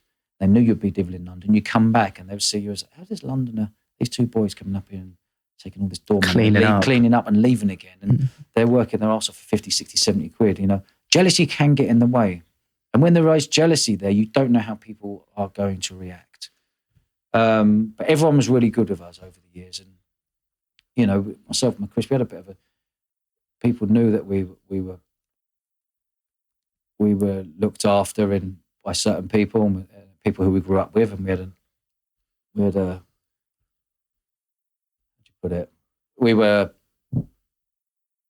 we grew up with doormen and we grew up with characters. You're backing. We had good backing. We grew up with them as kids. We had back, you know, it was a nice thing to have. If you're ever in trouble, you could pick up the phone and you're going to have 10 big men driving up wherever you are or whatever. And so that was nice for the mind. But going back to your question about partying, so we'd come back down on the Thursday, and then obviously deposit all great. Now it's my time to party. So I was in my 20s. So I'd be in nightclubs Monday, Tuesday, Wednesday, Thursday. Friday, Saturday, Sunday, we'd be partying in nightclubs. Yeah, of course. Yeah, we were literally partying in our 20s. It was Friday, Saturday, Sunday, and off we go again on Monday, drive up the country, M1 for 3.5 hours, and then drive to that club for 3.5 hours. And then, you know, we did that for 10 years. I'm interested, obviously, on that. You know, you mentioned about your dad so much on the podcast and how much of an inspiration he was to you. Obviously, you're getting some like serious success at that point. How does the relationship with your dad sort of grow at that point? Oh man, he loved it. I bet he did. Didn't he? He loved it because he's been cash all his life. He was like, I was driving back. He was like, "Are you joking, mate?" Because I come back when he said, and he obviously running a boozer. He had like a massive safe, which was, you know, like 10 foot high and maybe like 6 foot wide for all of his stuff, his change and his cash, and we'd bring it. And and he was like our bank manager. He'd be there. He had the quickest hands in the business, Dad. He'd packing cash, like money, tidy it all up. We'd all have it until we grew up to. My old man taught me how to count cash as a kid, how quick you can do it. We'd have games and how fast we can do it and wrap it up, all the heads up, and there's a grand, So, yeah, he was like our bank manager, and he used to get super excited when we used to drive down on Friday morning after being in the clubs for the week and go and give him that, and he would keep a tally of where we're all at. And I just had this, because I grew up in a pub, I wasn't comfortable, you know. I didn't like have the comforts. You'd go to your mates' houses and mum and dad are cooking and they got a nice thick carpet and they got a nice big comfy sofa and they're all having dinner together. And I never had dinner together around the table, and I was always eating pub food downstairs and on the go and going to bed at midnight. And all I wanted was comfort. All I wanted to do was be financially successful, that I could buy a house, my first property. I wanted to get on the ladder as quick as possible. I wanted to have a nice car, a comfy car, and I wanted to have a nice home. And that was my biggest goal. And I got all that in my first year. How easy was it to buy a house back then with all that cash? Because nowadays you can't go into a bank nowadays. Yeah, no, you can't. No, you can't. But back then, you couldn't really back then, but it was a hell of a lot easier because the world was cash. That's just the way it was, you know, in year 2000. And we were living in Clapham at the time. And I bought my first place in Brixton. What did that feel like? Obviously, you mentioned you wanted the comfort element of it. You buy your first place, but you're still on the road and whatnot. Did you get what you wanted out of it? Yeah. It was an unbelievable feeling. I still remember it today, and I can feel the hairs in the back of I feel it now, like that feeling of owning your first home. Most people take 5, 6, 7, 10 years to get your first home, especially now, how hard it is now. So on your first home, to know that you put in a year's serious graft and you hit the jackpot to get your first home, and you get your first 4x4 Merc.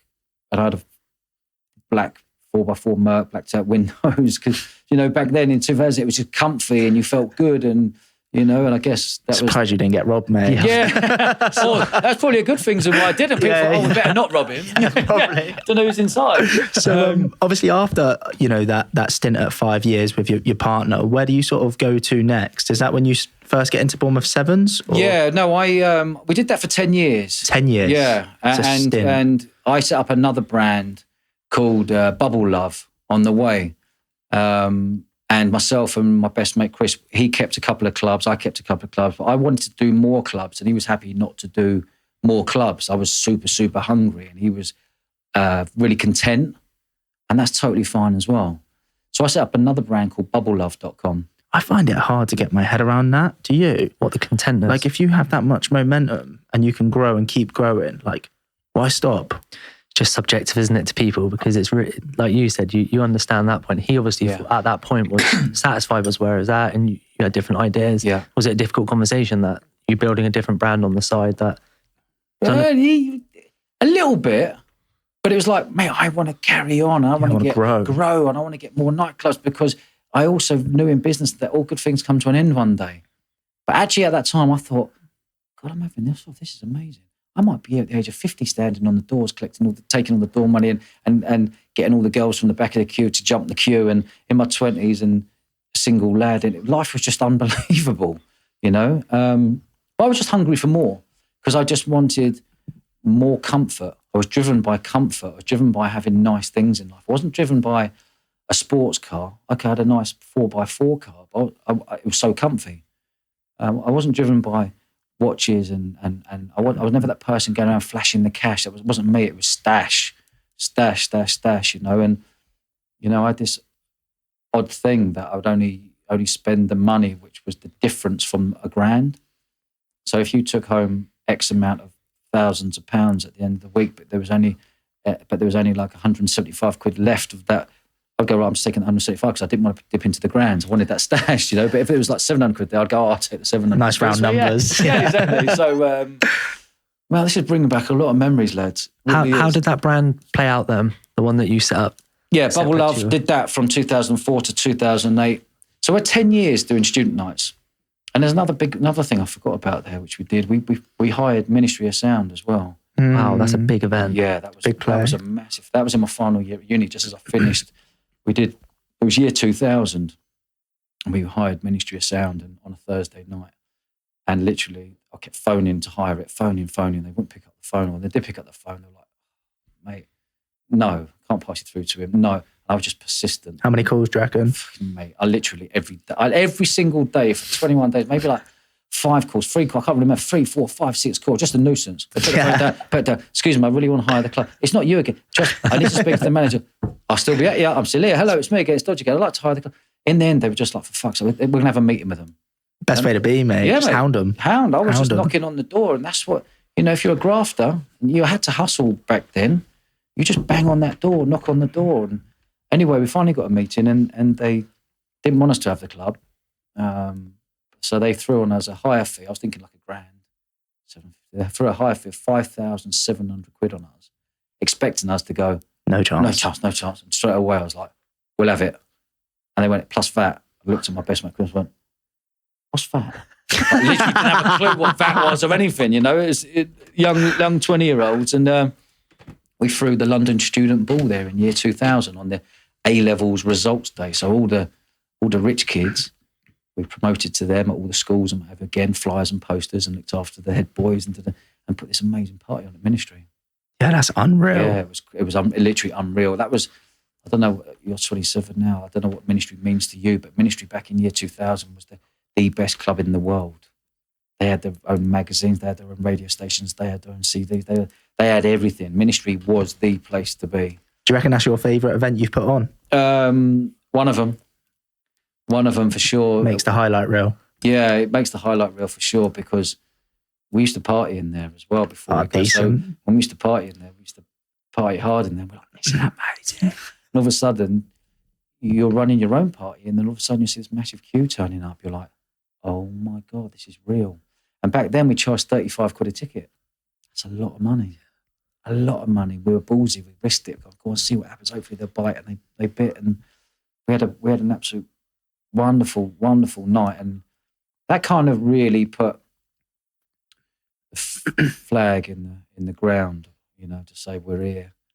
These two London kids, we're here, and that allowed us to then expand across the country. Oh, it's like your case study, like your flagship event. I guess so. That's kind of when you knock on the door and they go, what have you done before? Like, hold on, we've done ministry down there, and we've had this nightclub for these two nightclubs, and this is what they're taking on the bar. And that manager will phone that manager. Yeah, we're taking 20 grand on the bar because these two young lads.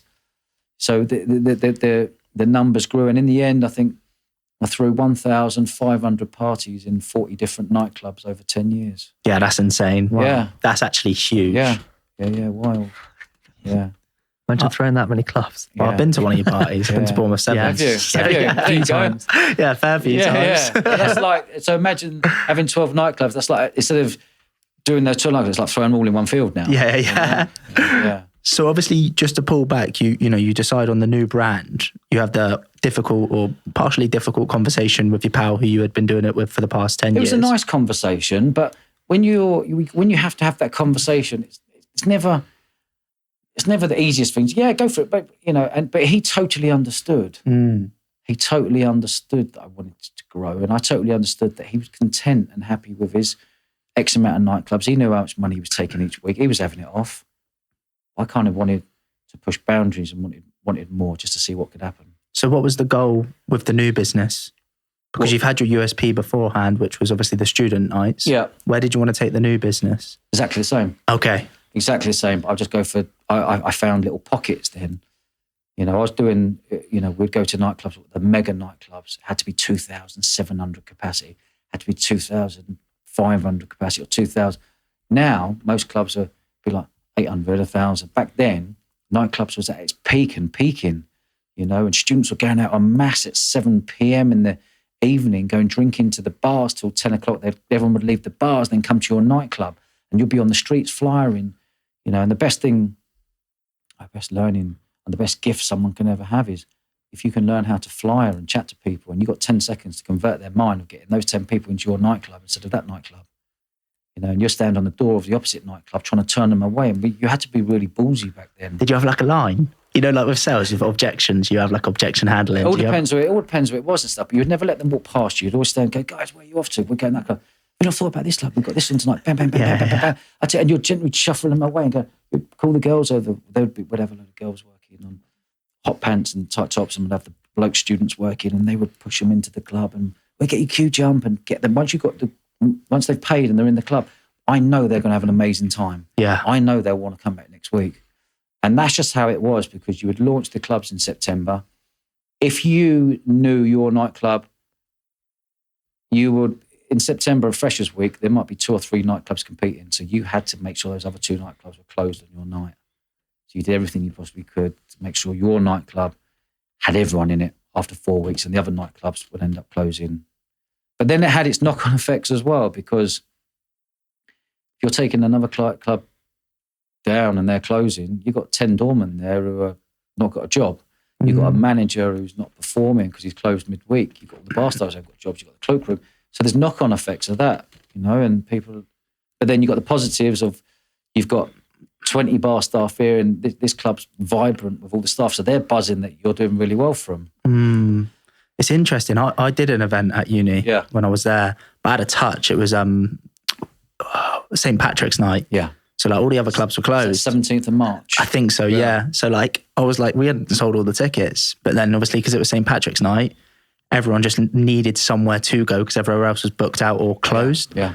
But yeah, after it, I was like, that was a close call. Yeah, it's a close call. Massive. We've had a lot of close calls and thrown a lot of parties and a lot of really good memories. And this is bringing back really good memories, by the way, because I haven't done many podcasts and been on the other side of it. Yeah, been on the other side because I've said, this is quite cathartic. Tell us about one of the close calls. Is there anything in particular that stands out to you during that period where you were like, cool, like we only got through the skin of our teeth? Yeah. There was one club in Guildford, and this was the right touch because we had one club at the bottom of the town and they had a club at the top of the town. And we had this sort of like friendly banter relationship with their doorman. But one night it turned like me and Chris, my best mate, he's really ballsy character. And me and him got a load of balloons and filled them up with water and went past their club and threw all these water balloons at the doorman, thinking that it was funny, but at the same time, like ballsy. Like, good banter. Anyway, they come down and they had 8 doormen in this like 18 van. One of them was worked as a screw in one of the prisons, one of the doormen. And he had this van, and they opened the van and they had all fire extinguishers, and they went outside our club and got our doorman, and we're like, oh no. And we went back up there and we threw some other stuff, and they were waiting in different alleyways, and it turned not nasty, but it didn't. It sort of got a bit more serious, you know. That's standard, though. Standard, yeah. And so we had the back windows down. I remember this one doorman drive by at each chasing me down the street, chasing me as far, and I've never run so fast. And and I jumped in the back window, my legs hanging out, I could feel him grab my foot. I was like, no. Anyway, we're back up there another week, and they had wanted their revenge, and we're flying outside their thing, but keeping our distance. And one of them got me and handcuffed me. I was a 21-year-old, I think, 22-year-old student, and handcuffed me to the railing outside their nightclub. And then their manager saw it and went ballistic at all the doormen there and uncuffed. And our manager and their manager had to meet because it was kind of getting out of hand in a fun... Yeah, escalated. It was escalated, serious. But you could imagine it could escalate because everyone was like, who are these 20-year-olds, you know, being... It's an alpha off as well. Yeah, but it was. Standard. It was. But it was all good. The positive from that was that they wanted us in their nightclub as well. So we ended up having 2 nights every week in that town. Oh, that's decent. So we're taking the door money on one night. So it worked out an absolute treat. Yeah, those things usually do work out as long as it doesn't escalate too far. If that makes sense. But there is a fine line, and you know, when you are in other people's cities, you like you're going into other people's cities, and because there was no social media, the only way that we could promote would be fly posted, and so we'd have these big A0 boards that we'd put our posters on with cable ties, and we would board up the whole of that city around every lamppost, every traffic light, flyers everywhere. We'd have cut out flyers of the cherries, the poppy cherries, so everyone would notice it. It was actually a cut out flower, or the bubble love was a big pink heart, and they were everywhere, stickers everywhere. We just went in and just blitzed. But we also knew that the councils... I was about to say, surprised you didn't have the council after. Oh, God, we did. But back then, you know, it was just me and a mobile. It's Dodge and Chris on a mobile. So no one could go. No trace. There was no trace, but there was the one thing that scared us off once. This is amazing bringing all this up, by the way. One thing scared us off once was they warned us that every one council, I won't name what city it was, they warned us that every poster they find, they're going to give us $2,000 fine. I had the same thing before with, I used to do these boards and do directions on them to a showroom. And we had the same thing. We had the police actually bring them all in and then put them outside the unit with a note saying that ultimately they could fine you per sign. Yeah, that's the only thing that scares us. We used to have letters all the time back to the nightclub. We're like, yeah, whatever. We live in London. We're coming up with 1 week, throwing the party, taking the money, and driving back down. It was like, nothing. There was no care. Yeah. There was no, you know, it'd be very different now as an adult. The council will be after you now. Yeah, no, they know who we were, don't they? So you mentioned Dodge, that went on for 10 years, yes. that business with your friend. How and why did that come to an end? I identified in year about 2006 or 2000, I can't really remember, but I knew that the smoking ban come in. So back in the nightclubs, back then you were allowed to smoke inside the nightclub. That's insane, by the way. I can't even fathom what that feels like. Yeah, it just smoke everywhere, but it made it smell just smoky. So the smoking ban come in. So all of a sudden, the experience of the customer coming in, and a lot of people who used to smoke back then would have to go outside the nightclub in the rain or snow or the freezing cold to have a fag and come back in. So I sensed that going on. Also, like I said earlier, back then people would go out on the smash at 6, 7 p.m, do all the bars, leave at 10:30 and go to a nightclub. All of a sudden, the 24-hour drinking license came in, where these bars were allowed to stay open to the same time as the nightclub at 2:00. So these bars, instead of going, I'm taking people's money between 7 and 10:30, We're now saying, it's a bit annoying that they're leaving at 10:30.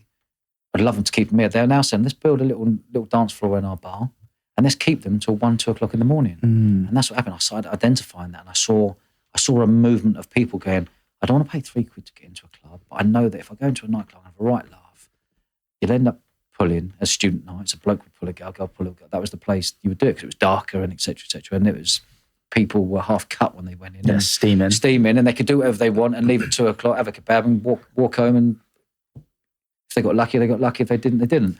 But all of a sudden, these bars were like, well, we want to keep these people drinking in our bars.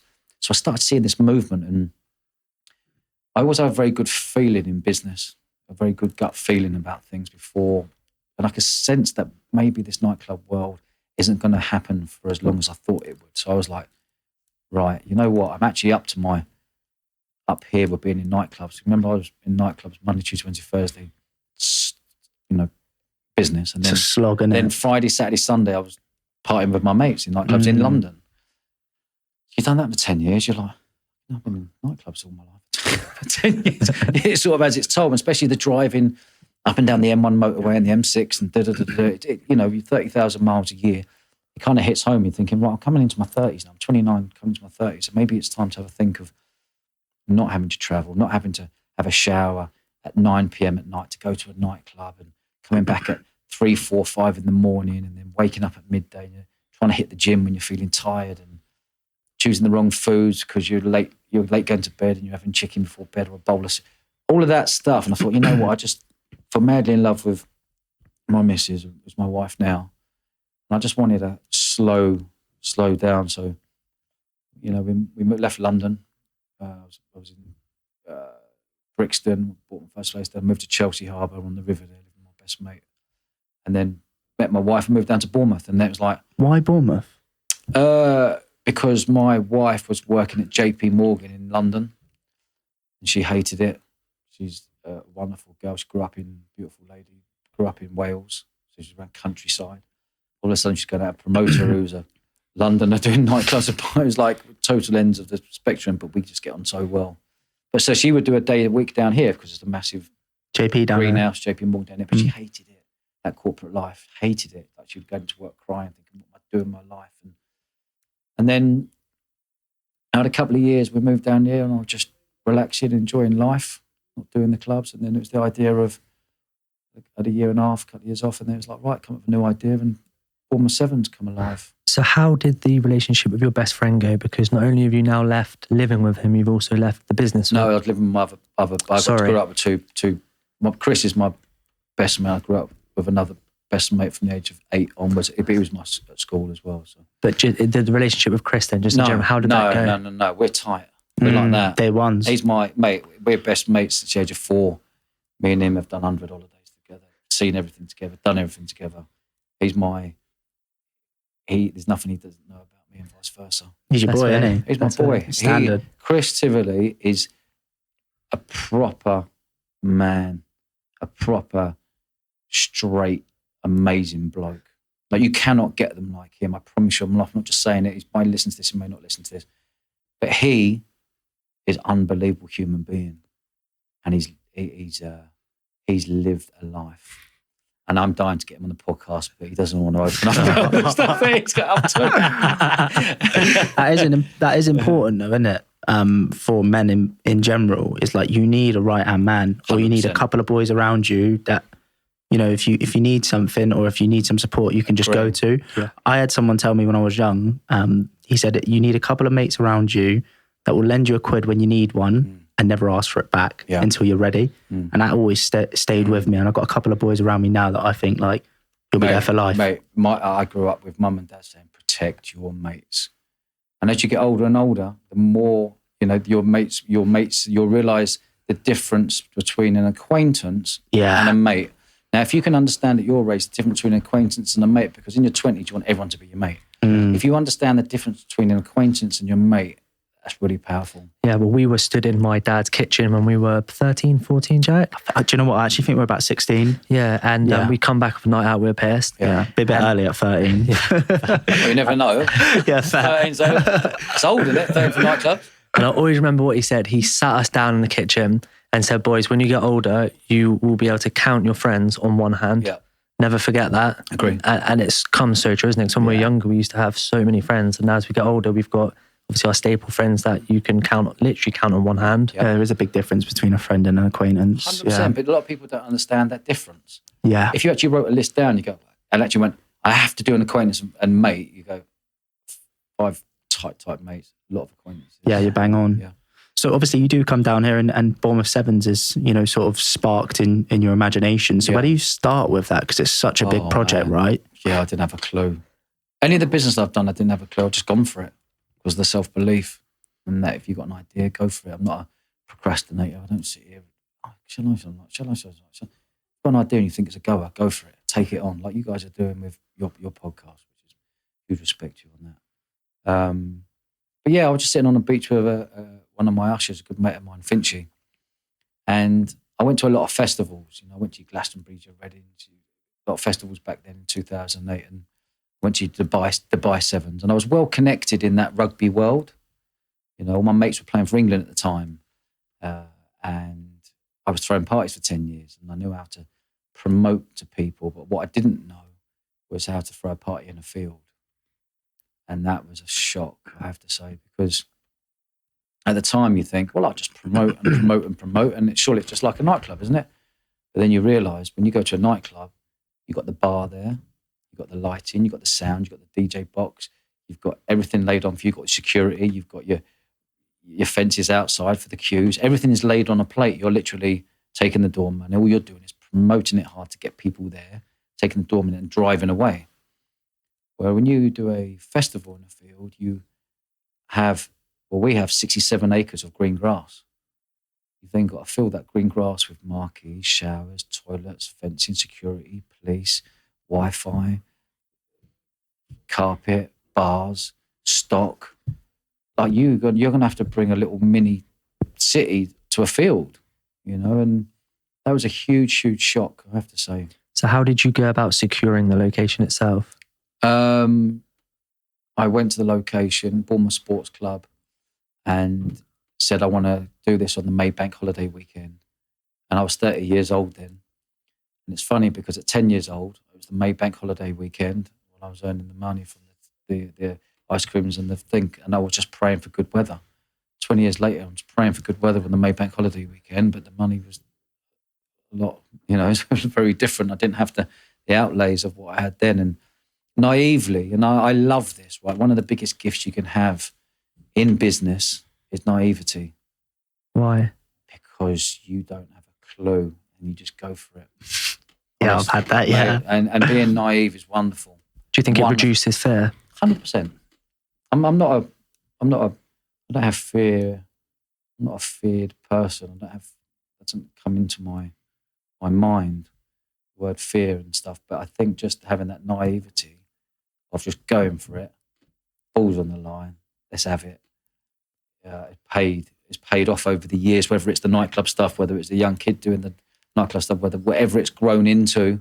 But what I didn't know was the sums and finances. I didn't know about marquees and showers and toilets. I didn't know you had to pay the police. I didn't know how many security you had to have, how many toilets you had to have, how much toilet roll.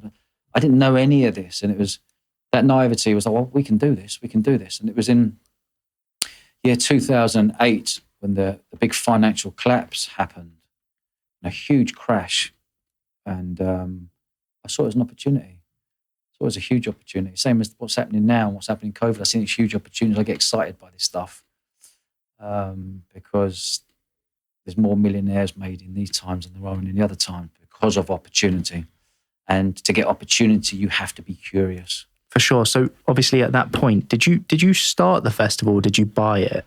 No, I started it. You started it from scratch. So talk to us about the first year, because first year is always your hardest, right? No. One of your hardest to learn the foundations in order to... Year one, I could not breathe.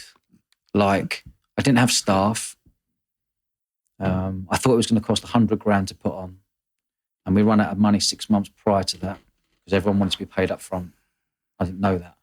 Well, I'm going, I've been a promoter for 10 years. Surely you can come... Yeah, I've been a promoter for 10 years. They were like, you've never done an outdoor event or festival in your life. Why are we going to believe that you're going to pay us post-event? So everyone wanted their money up front. I thought it was going to cost 100 grand. And in the January, paid out the 100 grand, and there was still bills landing on the door. More bills landing. Oh my God. Oh my God. Oh my God. And my wife was working at JP Morgan at the time, and it was myself, and I was like, Flo, I know you don't like it there. Can you believe in me and that we can do this festival? She's like, I believe in you. So she left her really high-paid, well-paid job in 2007, I think, or around then when we were putting this on. And she was doing all the stuff that I couldn't do or didn't want to do, or emails and dealing with PR, but she hasn't got a clue. I didn't have a clue, and we had to have that conversation in January and sit down and go, just no banks loaning money. We're either going to walk away from this underground and cancel it, or we're going to have to take a gamble. But the gamble is, who's going to come on board and give you that money? No one, because of the financial collapse. And our only option was to remortgage our house, our family home. Whose idea was that? Was that mine? And how did that conversation go? It was raw. It was really raw conversation. It was a conversation of sitting down and just going, we've only got one option. Well, we've got two options. Walk away from underground, which is a lot of money back then. Huge amount of money, with nothing to show for it. Or do you take a gamble and the only option you've got is to remortgage the house? And, I wouldn't advise anyone to remortgage their house on throwing a party in a field. I'm glad I can tell the tale now, but what I must have put my wife through must have been awful, because she's far from a risk taker.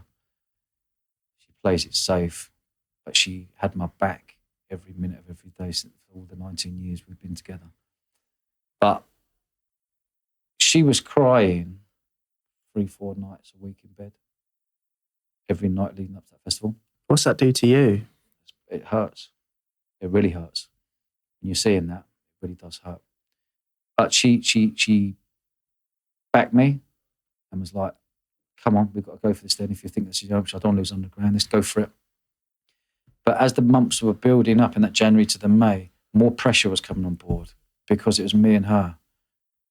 And you can't put a festival on with two people, one person who's never been involved in events or festivals in their life, a person who worked at JP Morgan, and myself, who's never put a festival on an outdoor festival. And it was just it was just too much, because I was expecting 24 rugby teams all of a sudden, which was amazing. All of a sudden we had 96 rugby teams come in. Cool. So, and back then you could only write checks. There was no such thing as online banking and whatever they were doing. So all of a sudden we were promoting hard around Twickenham and around different cities and towns, and in rugby, in the magazines and stuff, and thinking, I don't know how many teams are coming. All of a sudden, these checks were coming in the post.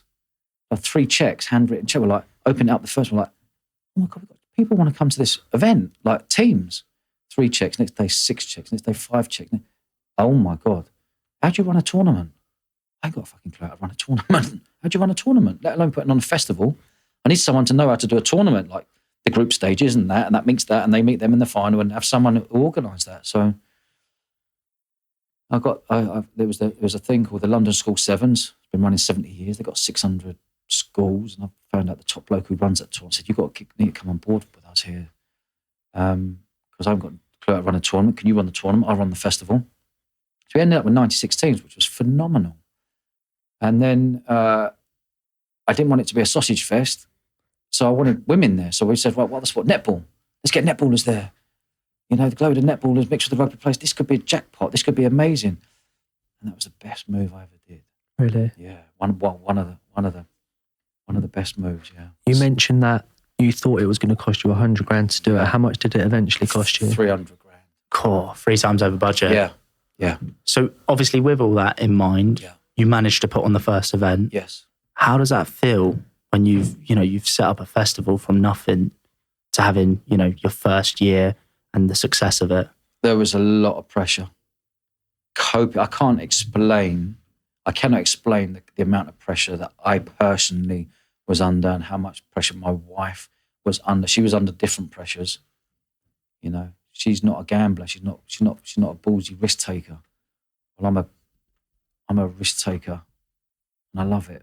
So it was kind of, but to open those doors, the weird thing is, right, when your house is on the line, you have to make it work. But you got to remember that people didn't buy tickets online. Oh, so they turn up on the day? They turn up on the day. So imagine the amount of pressure you're under with hoping that people will turn up on the day. You've got 96 teams there because you know they're going to camp, and it was only £120 a team back then. So that generated not a lot of money, you know. But it was great. I was grateful for it, but, you know, I didn't know, you know, I wanted mass, you know, but there'd be teams of 10 and there'd be like 1,500 people there, which was wonderful. And it built that sort of sport and music. No one had ever done a sport and music festival together. So I wanted to be the pioneer of creating something new and fresh. And then you're waiting there, you're building this festival site, and you don't know how many people are going to turn up. So how many bar staff do you book? I don't know. How many people turn up? Security come and say, Dodge, how many security do you want? Well, I don't know, mate. Well, how many people are turning up? I said, I don't know. So everything was, I don't know. So then you're like ordering 50 security. Am I paying all these 50 security to do nothing? Or do I need 100 security? Or do I need 20 security? I don't know. So these security were turning up. And then those security were turning up that day. And then going, I'm leaving at 7 because I'm going to work at the local nightclub and the bar. I was like, you can't leave. You cannot leave. What you're on about? There's another influx of people coming in at 3, 4 in the afternoon, which I didn't know. You know, so there was a massive queue at 9 o'clock in the morning when we opened the doors. I was like, oh my God. How did that feel when you saw that? Amazing. That was amazing. If you could bottle that feeling when people are queuing up to your venue or your festival, that would sell for millions. That feeling, you cannot beat that. I still get it today. Especially after, you know, putting your house on the line and the pressure for the 3-4 months beforehand. Yeah. Well, you think about it. You put your house on, you're 300 G's in. I don't know how many people are turning up. That's mad. Yeah. So you don't know, it's 10 a ticket or 20 quid a ticket year one, I can't remember what it was. You don't know how much those people, if they do turn up, how much they're going to drink on the bar. That's one of your revenue streams. You don't know how many people who wanted to upgrade to VIP. You didn't know, you don't know. There was no one doing what we'd done. You know, you had your sports playing and then this another influx of people come to party to check out this thing. But we had to beat that whole thing. And it's when you count all the money up at the end and you're like, please don't tell me we've lost 200 grand. Otherwise my house, I've lost my house. If we can't pay that money back, we've lost our house. That was the pressure you're under. It's not a matter of, we'll be fine, they'll be safe, they'll be nice to us. You have lost your family house. And that is copious amounts of pressure. That amount of pressure that you had, how did you have any mechanisms to escape from it? Or did you just fully immerse yourself into it and use it as a go-getter? I was just on a mission. Yeah, I bet you were. I was on a mission. Everyone out of my way. I was on a mission. I was on my phone 24/7. I was on everything 24/7. It was, and looking back, it was way too much, way too much. And luckily, we took someone on in the February before the festival, Sophie Christie, who took a lot of pressure off me. But still, 3 people trying to do a festival. Like, I wouldn't go into a festival now, knowing what I know now, without a team of 5 or 6 or 7, you know, to start you off year one, you know. But that year one, we made £1,000 profit, which sounds rubbish. But Melvin Ben, who owns Reading and Leeds Festival and is a part of Live Nation, one of the biggest promoters in the world, he came down and was like, wow, do not change a thing. You know, he said to me, it takes 7 years for music festivals to break even. And we've made a grand profit for this new thing called Sport and Music Festival. Yeah, that's amazing. The only reason I was like, cool, is just because, like, obviously you had the house on the line. Mate, and if it was like 50 grand, yeah. Mate, but the thing is, people say, you mentioned that a minute ago, you said year one was at the toughest. Year 2 was even tougher. Because you still got your mortgage house on the line, you're going again. But because you learn when people come in, you learn the different venues where they were partying, what the music was right, how much they were spending. And you learn that you needed more fencing, you needed more showers, you needed more toilets because you just needed more. It then puts you under pressure to get more people through the doors next year, to get more sponsorship, to get more people camping and it wasn't glamping back then, more camping and adding more sports. But the year 2 cost us 450 grand. So you're trying to get another 150 grand's worth of revenue in from different streams that you're working out as you go along. You know? 100%. What's crazy about the whole business model is, like, it's only 3 days, right? Yeah. Of the year. Yeah. So like, there's like however many days are like beforehand that you're just working for those 3 days. 362 days build up. That's like, think how much like that builds in terms of the pressure, the momentum, then like the amount of things that can go wrong. It's the risk. There One is day so many moving parts that can go wrong on a live event when you're putting 1,000 people into a field, or 3,000, or 10,000, or 30,000, or 200,000. There are so many moving parts that can go wrong. Yeah. But as an entrepreneur, you're a problem solver, and we're here to solve problems. You're here to be a leader. There's lots of soldiers out there, and there's very few leaders. But when you find a good leader, you can lead from the front, and you build your soldiers around you. You know, and that's what we did. For sure. It's crazy because you can only take money 3 days. Yeah. That's like, well, obviously I know now you have pre-sales for the tickets and whatnot, but it's all online now. Exactly. But beforehand, 3 days just to take money for the whole year. It's like, it's hard to get your head around, isn't it? To throw on top of that, while I'm here thinking about it, the most amazing thing that happened to me in 2008 of that first year was it was like an angel sent down from up there, landed on my lap, called Mark Zuckerberg. Facebook. He bought this thing called Facebook. That's a promoter's dream. Yeah. I've been flyering for 10 years in the rain, snow, outside nightclubs, inside nightclubs, outside windows, car windows, being chased by security everywhere, for years. And all of a sudden now I'm like, what, I can press a button and build up groups of people and then get kicked off. So I do it under another name and another name. I was under so many different names on Facebook because I was like, 1,000 people have just joined this group. I can talk to them by pressing one button and they're all going to hear about my event. So that was a promoter's dream. Promoter's dream it was. And ever since then, I've been heavily involved in building brands and businesses on social media because you can press buttons, laying in bed or sitting in your office. Yeah, digital marketing and 101. I just want to say one of those brands that you've built has a familiar looking logo. Cool. It's very familiar. It looks like something from Superman or... Fucking large story as well. How have you got away with having a logo like that? Because it looks so similar. So I imagine you probably come across some... Yeah. It's actually not similar now, but when we launched in 2008, so imagine being under all this pressure. And I thought, you know what, I'm going to be ballsy here. And I'm going to create a logo, Bournemouth Sevens logo, that looks like the Superman logo, Superman Sevens logo. So we designed it with my designer, James Golding, and we designed it and we were promoting everywhere, Twickenham. So we used to take 80,000 flyers up to Twickenham. I used to bring 10 girls and boys up in cars, all dressed in Superman's outfits and Superwomen's outfits, and we'd fly in the bars and the restaurants and in the car parks with all of the cars and letting people know about this Bournemouth Sevens. And obviously it was a logo very, very similar to Superman.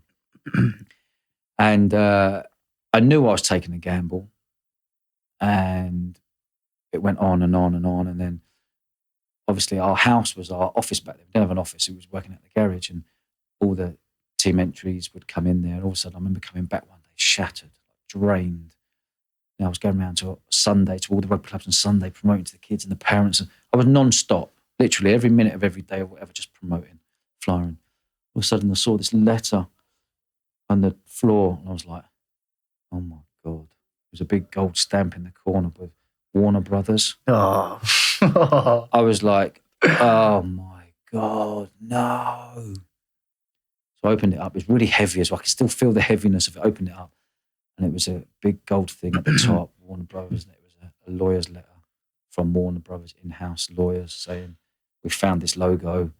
It's very similar to ours. We've got the rights to sue you. I can't remember some of the words in there were too long for my liking. And I just know I was like, oh shit, this is serious. This is serious. And at that age then, in 29, 30 years old, I thought, oh no, they're going to whack a big fine on me. And yeah, man, that was a moment. How did you get past it? What happened? I got in contact with them straight away and just acted the goat. Didn't have a clue, really sorry, just was very apologetic. The only way, I wasn't going to fight it again. How dare you? We're going to fight you one, but and anyway, he was just like, listen, we are going to take you to court and you will lose and you're going to lose everything. And I was like, listen, I'm really, really sorry. I'll get this changed straight away. He said, how many flyers you done? I went, 250,000 flyers. How many posters? 2,000 A0 posters. I said, I want them all destroyed. All destroyed. I want them taken off the website, every single thing, and we're going to check up. And if this doesn't happen, you are going to get sued. And I talked my way out of it. And yeah, it was just had to be that humble, non-ballsy character at that moment to go in and just be like, listen, I'm really sorry. I'm naive to this. I'm new to this. And it all sort of rubbed it. And you know what he said to me? He had a laugh, in fact. After I'd said I burnt it all and got back to him, we built this little relationship up. And he was like, fair play. Yeah. You are some promoter that has come round, that you're flying everywhere, all around the country, in different places, that we found our logo that you've tweaked and put it on all your stuff. So I had a little spring in my step that day, to be fair. Yeah, that's class. No, so good. Obviously with that, how does the festival grow? Yeah. The festival grows, well, when you put on a festival, or you put on any business, you've got to find every revenue stream you can. Everything. You've got to leverage everything you're doing. And in year one, we had like 3,000 or 4,000 people turn up. And then it grew the following year, but it went from 96 rugby teams and 24 netball teams to 96 the following year to 96 rugby or 120 something rugby and 96 netball. And then we added in, I can't remember the exact years, but we ended up adding in hockey and other sports. And then one year there was a big film called Dodgeball. It's all over the telly, movie, and obviously my name's Dodge. And I watched that. I thought, this is genius. Why don't we do Dodgeball at the festival? Yeah. And anyway, we ended up getting like 60 teams or 90 team, I can't really remember, but that brought another 80, 90, 100 grand to the table at the time. And I was like, gee, this is amazing.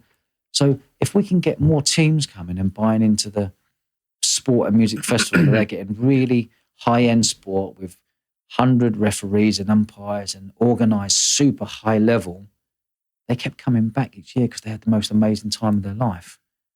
And we then knew the revenue streams from the bar per head. We then looked at the camping and how we can improve camping and taking it to the next level and doing glamping. We then looked at doing VIP upgrades and VVIP upgrades. Then we had the catering units coming in and paying us X amount of thousands of pounds per catering unit. And then we got more catering units. And then ticket sales. And so once you work, I was working it all out. Every year I was like, oh my God, tweak that, and add that. And we're going to get more revenue. And then all of a sudden you're getting more money being brought into what you're spending, then you're making your profits. It's really simple. People overcomplicate business, but just bring in more than you spend and that's your profit. There's all these gurus out there trying to teach you business, but it's as simple as that, And that's how it's grown over the last 15 years. And it's turned into an absolute beast. 100%. And how big, I'm interested, how big are the guests in terms of the actual DJs and performers for the festival? Because you've almost got like two sets of crowds, if that makes sense. You've got the sport element and then also the party crowd. Yeah. So like how big is the party side compared to the sport side? Well, the sport has grown into enormous. It's grown into 400 competing teams. It's huge. 1,500 matches played over 2 days, and nothing will ever beat that worldwide. And we're sports people and we take that real serious. But the party side helps the business model. You can't just have the sports side because there would be no business. It wouldn't be around if it was just a sport. You need the party people coming in because it's, our festival's 70% women. Most festivals are 10, 15, 20% women. It's this very unique festival and it generates a really nice energy and a nice vibe there. And that's how they interlink really well. People always saying, why don't you add football? No way ever adding football. Why? Because it's Larry. I'll put it back to you. Why would you not add football to the festival? You can get a bit Larry. Yeah, true. So when you've got rugby and netball and hockey and they can all get boozed and have fun, but it's done in a very jovial, nice, fun way. You'll have 25, 30 men coming down on tour and everyone's very respectful because they're big, strong men. They'd have to prove themselves. You'll have 30 girls coming down and having a laugh and they'd be respectful and having a laugh with the boys. And a load of girls from Manchester will meet a load of boys from Kent and a load of Cardiff girls meet a load of people from Leicester. And everyone just bonds, and because we are in an area of Bournemouth where it's seen as a really cool place to be, and people see it as a holiday destination, and the locals love the event because it's got a great reputation, and we're putting sport on the world map in those rugby, netball, hockey playing countries. All know about Bournemouth Sevens in Australia, New Zealand, Dubai, and Hong Kong, and Japan. They're knowing about this, and we get 1 or 2 or 3 teams flying over every year. So we put it on that world map, and we're super proud of that.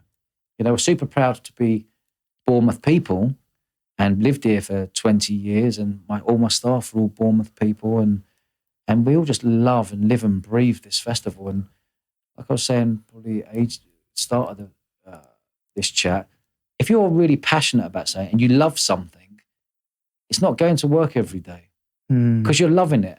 You're just loving it. So I could talk about Bournemouth Sevens all day long with people, and I engage with people online and always reply to people because they're kind enough to come to the festival and pay us money to be there. And I guess when you've got a festival that's been successful like this, and every year, you know, some festivals people go 1 or 2 years, I'm done.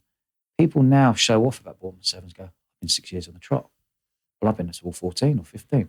I've been 3 on the trot. And you can see people as you walk in with smiles on their faces, bringing people in who have never been before. And the people who have been before, if I walk, so you can see them going, oh, they've moved that this year, they've added that this year, this is amazing, they've moved the tent over there, oh my God, they've had, and people are very proud of it. I was one of those, to be fair, that showed off the amount of years I went. Yeah. I was like, I've been 4 years in a row. Absolutely. And that's what people do. You don't get that at many festivals, you know, and it's a unique experience at ours. What's that feeling like when you open the festival? And I presume you take like a tour of it the night before, or the morning before the doors are open. Like, what's it feel like to walk around such a huge plot and be like, yeah, I did this? And I know it's your team, but like, you are the driving force, being the leader, right? So what's it feel like? For me personally, the best feeling in the world. Because as you're building the festival site, it takes 2 weeks to build. But on your last day, you know it's the prettiest it will look. Very colourful. The flags are flying, the festival flags, all the signage, all the sponsors are there. Everything's pristine. All the 12 festival arenas, your VIP and the VIP, VVIP, and your Bubble Love tent and your 80s and your everything there. And you know, I walk around the whole 67 acres of land to every corner the night before and just take it all in and just give it good energy. You know, you can give it good energy from the corners, and it's just this beautiful feeling knowing that you're about to open the doors. It's for the people to come in who have travelled 4 hours, 8 hours, 9 hours. They've got some flights in. They might have travelled half an hour, but they're all excited about coming in, and they're queuing for hours before we open the doors. Like, the queues are outrageously big before we open the doors because people are just like, I just want to get in there. I just want to get in there, you know. And it's wild. Yeah. It's wild. But that feeling, again, if I could put that in a bottle as well, it's a very proud feeling. And I always, it's a time of reflection to thank all the people who have helped me to get me where I am today. My mum and dad give me that leg up of going to a nice school and having those nice facilities, and the support from my sister and the people around me and my team in there who have been with me 11 years, 10 years, 9 years. The people who have been with me, and it was time for them to move on. I thank them. You know, I thank the people who were very supportive of having this festival and in the local area. We've got so much support, you know. So that's a really nice time to reflect and just have that moment. And then I invite my wife and my little boy comes up, and we go around the whole site taking photos and getting him on the fun fair before anyone's allowed in there, or people are trickling in, and knowing that it's going to be his one day and he's going to take it on and add all his touches and stuff. You know? That's amazing. It's an amazing feeling. Yeah. So as the festival's progressed, obviously you've done it for so many years, COVID happens. Yeah. What does that do to the festival? Completely put it to a halt. Completely. Because obviously your festival was May. Yeah. And if I'm right in saying COVID was March, so that's not a lot of time between the shut and the festival itself. Yeah. So what happens in those a couple of months? Well, I don't watch telly. I don't watch the news. And if I need to know something, someone will tell me if it's big happening. And my wife was like, Dodge, you need to come and watch this. It was Boris on telly. One of his first big announcements, talking about this flu coming over from China, or pandemic, and all the other words they were using I didn't have a clue about. COVID and Corona and all these things. And I knew it was real. I thought, hold on, this is real. We'd sold all our tickets out, you know, so you have to make a decision again. Shit, this is really real. The world's going to come to a halt, especially our country here. What do we do? But because we're still privately owned, myself and my wife 100%, we can move quickly. You're not a big conglomerate or big business that takes ages to make decisions. We can make decisions. We had to make decisions very quickly, and I knew we were coming into something, but I didn't think it was going to last. I thought it might last 4 or 5 months. So that was in the March. Festival was in the May. We had to postpone that festival. We had to move it to the August. We didn't have to. We wanted to move it to the August. And we moved it to the August, thinking that we got plenty of time. We'll be fine. This flyover is just something that's going to scare people. We'll fly over, and it didn't. It didn't. And we got to the June or July of that year, and we're like, oh man, we're going to have to cancel. You've still got all your operating costs, right? And you've already paid out for the contracts and everything else that comes with building the festival, right? Yeah. So when you've got all those contracts in place and everyone had their money and had their deposits and you've then got to work with your contractors. You've got to work with your venue. You've got to work with the 30,000 people who bought the tickets, and there's 400 teams who are competing.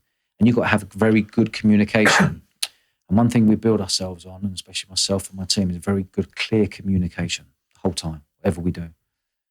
And there was clear communication with the fire brigade, the police, the council, the licensing, the venue, and your customers. And it took a serious amount of time, energy, to get that over the line. The first thing was, can we have the venue move, the date moved to August? Had to move a load of things around. We're thinking they're not going to be able to do it. They ended up doing it for us. And everyone was fully supported. Got to the August, we're like, yeah, we can put it on. Wasn't allowed on, got cancelled. And I lost a shitload of money.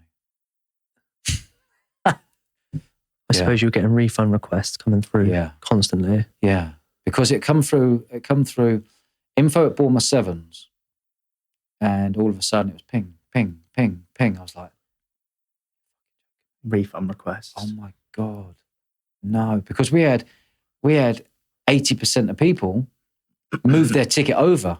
We're like, this is amazing. Where my other friend promoter mates had only 20% of people wanting to move at their festival. So I thought, God, this is amazing. But yeah, loads of refund requests that went on for 14 days. And I thought, this was never ending. This is a nightmare. What's going on? And then all of a sudden, for some reason, it just stopped. It literally just stopped. And we gave everyone the refunds back. We added it all up, and it was only 20%. We're like, wow. So it gave us another spring in our step to go, how much support we've got here from the people who love our festival and are very supportive in these times.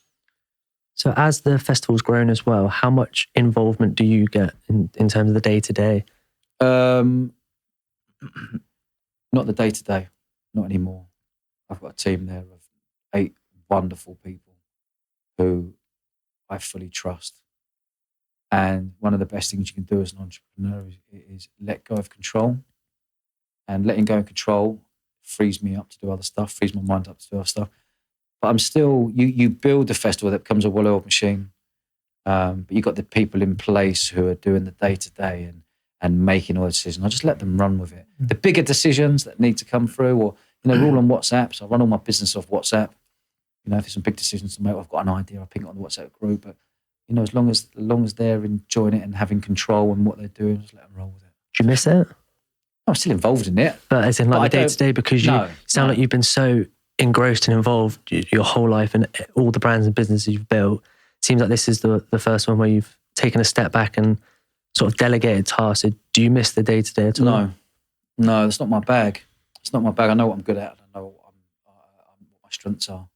2016, I took a mini retirement. 2016 to 2020, I took mini retirement. We had Bournemouth Sevens Festival, and we had a sportswear brand called Viper 10, and which we built up, and we sold in 2018 Viper 10, which was an amazing feeling. That's another story. So from 2016 to 2020, my managing director, I made managing director in 2016. He took control. I took a step back, spent time with my beautiful boy and my wife, and we went travelling, festivaling and holidaying but being an entrepreneur, your mind doesn't stop ticking about certain things. And I was always wanting to create something else and do something else. And probably the first 2 years was great, but the last 2 years I was chomping to do something. Had that itch. I had an itch, and I had a load of ideas, but I didn't want to put too much pressure on my team because they were focusing on that. And I was really happy COVID came in a weird, nutty way. Give you a bit of time out just to get your head head straight in terms of the new ideas and what you wanted to do next? No. It gave me the opportunity to create 2 new businesses instantly. Oh, okay. And So what were those It businesses? got me back onto I was like, right, here we go. So I've lost the festival. I've lost £1 million. Right, what now? I'm going to create a podcast. Right, I'm going to create an online events course. And that's where it all came about. And it gave me that excitement again. I had that young entrepreneurial excitement to get my teeth into it, because 2008 to 2016 is a proper stint when you're living and breathing it. God knows how many days that is. You know, I don't know, 3,000-4,000 days or whatever it was. You're constantly thinking about it, constantly trying to make sure everyone's happy, making sure that everyone's getting pay rises, making sure that you've got a culture there that people really enjoy coming to work. I was so excited when 2020 came. How did you come up with the idea for podcasting? I came up with the idea of podcasting because I knew I was going to lose my festival in the back of my mind. And I needed to have my mind busy, because I heard that everyone was going to be staying indoors and locked down and this and all sorts of things. And I just wanted to create something. And everyone around me was saying to me, Dodge, you need to go public. You need to have a public Instagram account. You need to be public. You need to tell your story. And I never told it before. So I never knew what podcast was. Big Dan here, who's now my full-time producer, was like, why don't you tell your story? So I told my story and recorded it. And that's episode 1. And I told many other stories within that. And I told the stories, what went on, and people loved it. I'm like, wow, people really like this and are raving about this. And it went viral. I'm like, okay, so why don't we set up a podcast, Eventful Entrepreneur? And obviously in the events world, I've had an eventful life, an eventful upbringing, and in the events world, I'm an entrepreneur before. That's what we call it. And then I opened up my phone and looked at all the people that I could get on there, and I was like, lads, do you fancy coming on to this podcast? And invited all the people, and then they were coming on and they loved it and they felt cathartic. And then we recorded it, and then we saw our numbers growing and growing and growing. And we're like, this is amazing. Because I wanted to bring people back together and put smiles on people's faces in real crap times. And for the last 30 years, I've been throwing parties and putting smiles on people's faces in an environment where they were getting boozed and having a laugh and fancy dress, listening to bands and music.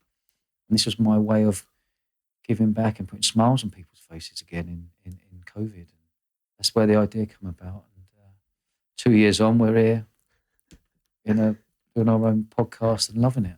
And also you mentioned the other business, which was Event Crowd. Yeah, Event Crowd. So how did that come about? Again, straight away I was like, I need to find a new business that was going to earn money. I knew this business wasn't a business that was going to earn money, and I didn't do it to earn money straight away. I knew that I didn't know whether I was going to have the festival in 2021. We lost it in 2020. We were meant to be in May 2021. We lost that. We had to postpone that and move to August, which was our lifeline.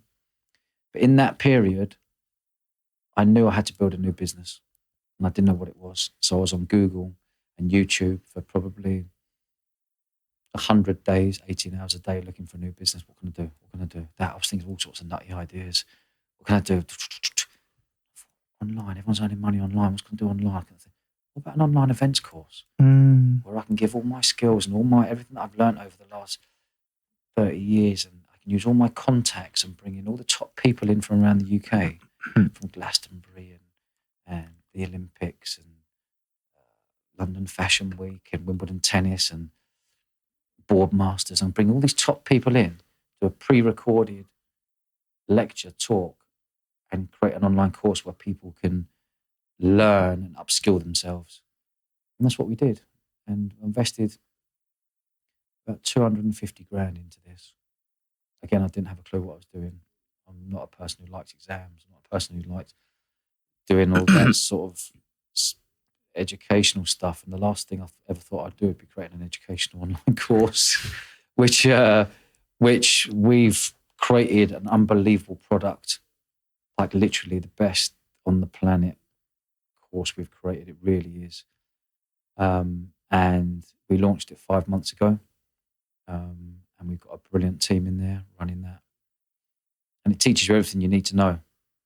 And all those skills are transferable, whether it's creating a brand, whether it's creating a website, whether it's marketing, whether it's putting on an event, whether it's health and safety, whether it's dealing with security, whether it's dealing with agents and managers, and whether it's dealing with marquee showers, toilets, whatever it may be, or it's promoting and marketing or digital marketing. We put everything that I know, bringing all the best experts into one pot that you can do in 60 days, and you're going to be more clued up than 95% of the events people in the country. Yes, huge. It's huge. Yes, huge. For £2,500. For like It's a steal. for 200 quid a month, that you can get you out of your job you don't like as a bank manager or as an estate agent or working for a lending company or whatever you do. I'm going to throw you under the bridge there. I was going to say. I was throwing you under the bridge there. Cool. Whatever you do, if you're not happy, and I genuinely thought, God's on, hand on heart, I didn't have a clue what we were doing, but I knew that we were good at building brands. I knew that we were good with people. I knew that we could create great content. We've created a user experience that is mind-blowing. We've created a user experience. And online education is very embryonic. It's very young. And it's very PowerPoint heavy and boring and white screens. We've created music, we've created videos, we've created content that is very engaging. So when you're doing this online course, you're like, wow. And you're learning from the best, the creme de la creme, and you get your diploma. You've basically taken everything that you've learned throughout the trades and put it into a product and packaged it up. Absolutely. And packaged it up. And again, everyone's telling me, don't build the whole course. Build one module, sell that module, then build another module. I was like, no, I've got to build the best. And everything we've done, we've been the pioneers of seeing gaps in market to be the best at whatever we've done, whether it's the student, whether it's the festival, whether it's the online sportswear brand, whether it's the podcast, or whether it's the new online events course. And we've created something. I'm not just saying this, genuine hand on heart. I'm not just saying it because we own it and it's ours. It's unbelievable. Now, there's people out there doing events management courses, business management courses, sports management courses, and they're getting charged £27,750 to do that over 3 years at university. Yeah, I've been one of them, but not for business. So yeah. And you're leaving with 50 grand worth of debt. The average student is in debt £50,000 when they leave. And great, you've got a degree. And great, you've met friends for life. And great, you've partied hard. And you've had a laugh. And you've learned to pay your bills. Wonderful.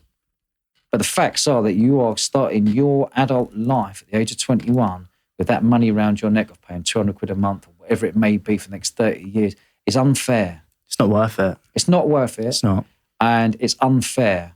And because the government are funding it and the bank's allowing them to fund it, they're all winning from it. Yeah. It's unfair on an 18-year-old to leave uni because their parents are like, go to uni because that's what I did and that's meant to be the way forward, isn't it? Go to uni.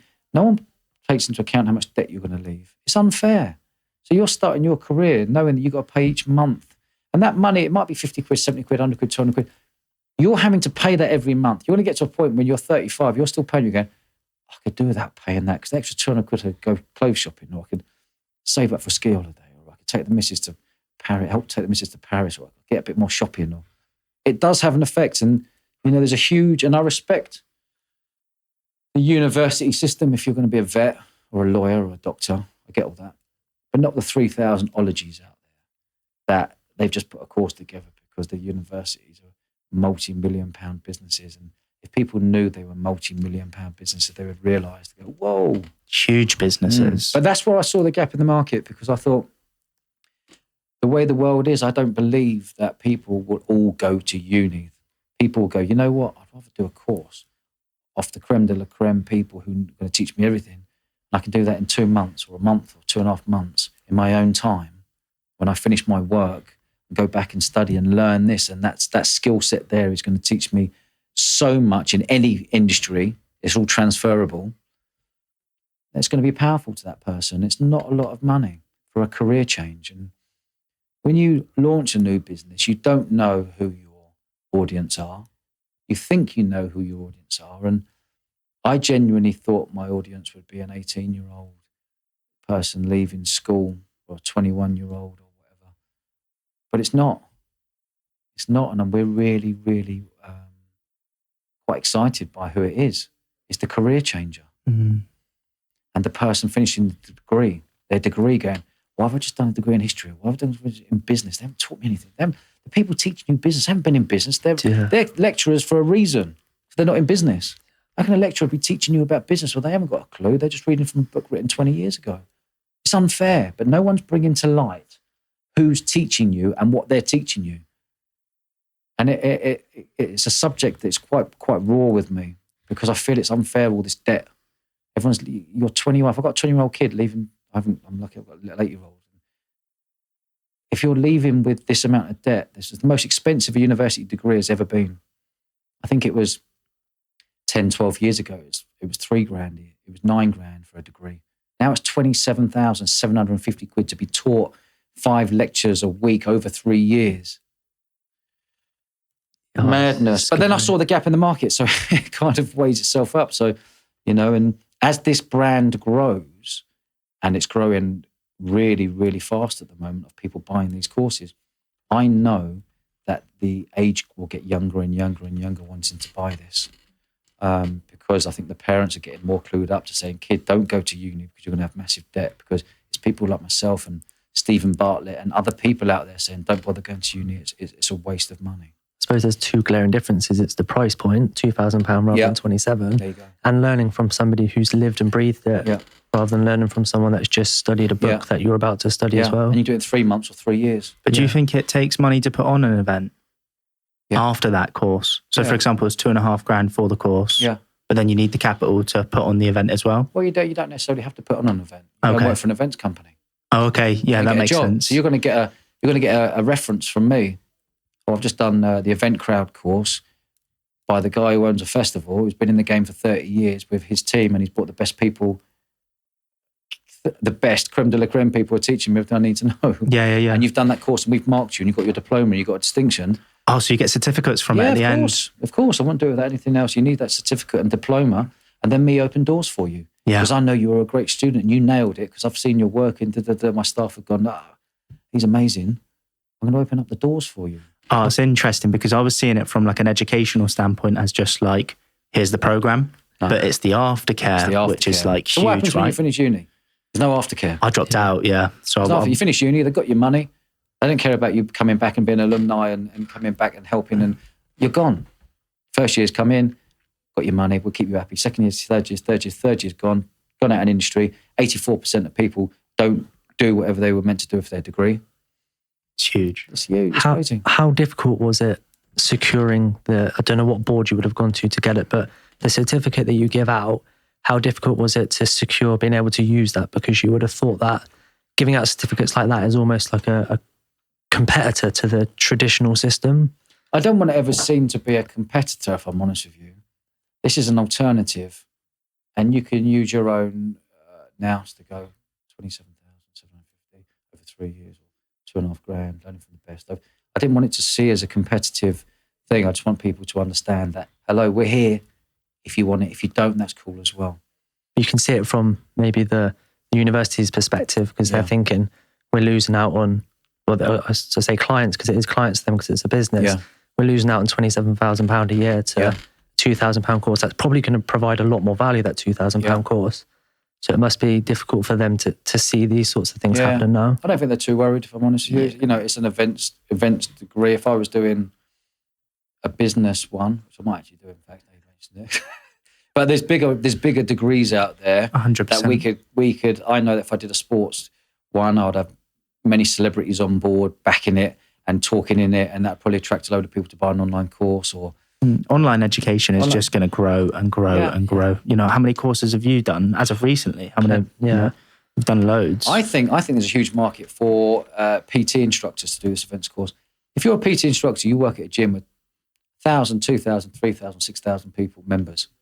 You could do this course and charge people a tenner to get in. You put on an event, 10 people to get in, 100, 200 people there, you got your money back plus profit. You paid for it and you've become really knowledgeable, and you've got all those people every single day coming to you who you can promote to. Yeah. No brainer. It is, it is. It makes sense. So obviously with all that in mind, it kind of brings us full circle up until today.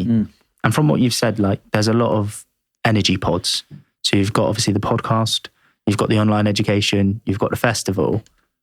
What is next in the chapter for yourself? Because, there's a lot of opportunity on the table, right? Yeah, there is a lot of opportunity. And to be honest, I'm not actually looking for anything right now. But I also know we're going to come into a recession. I've been saying it for 6 months, and people are like, no, you're not. No, we're not. No, we're not. Of course we are. Trust me, I've been here before. Of course we are. I know we are. I've been here before, and I'm super excited by it. I'm not excited by the prices going up and everyone's mortgages going up. I don't mean that excitement. I'm just excitement that it just creates lots of opportunities.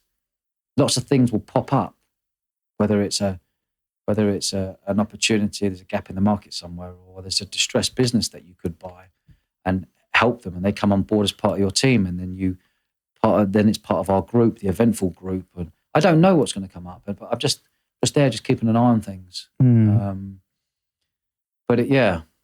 haven't got anything set in mind. And in terms of obviously the podcast itself, obviously, we're super interested. Yeah. Where do you want to take that? I want to keep doing what I'm doing, and being consistent and having really amazing guests on. And it's real people. It's not celebrities. I'm not getting.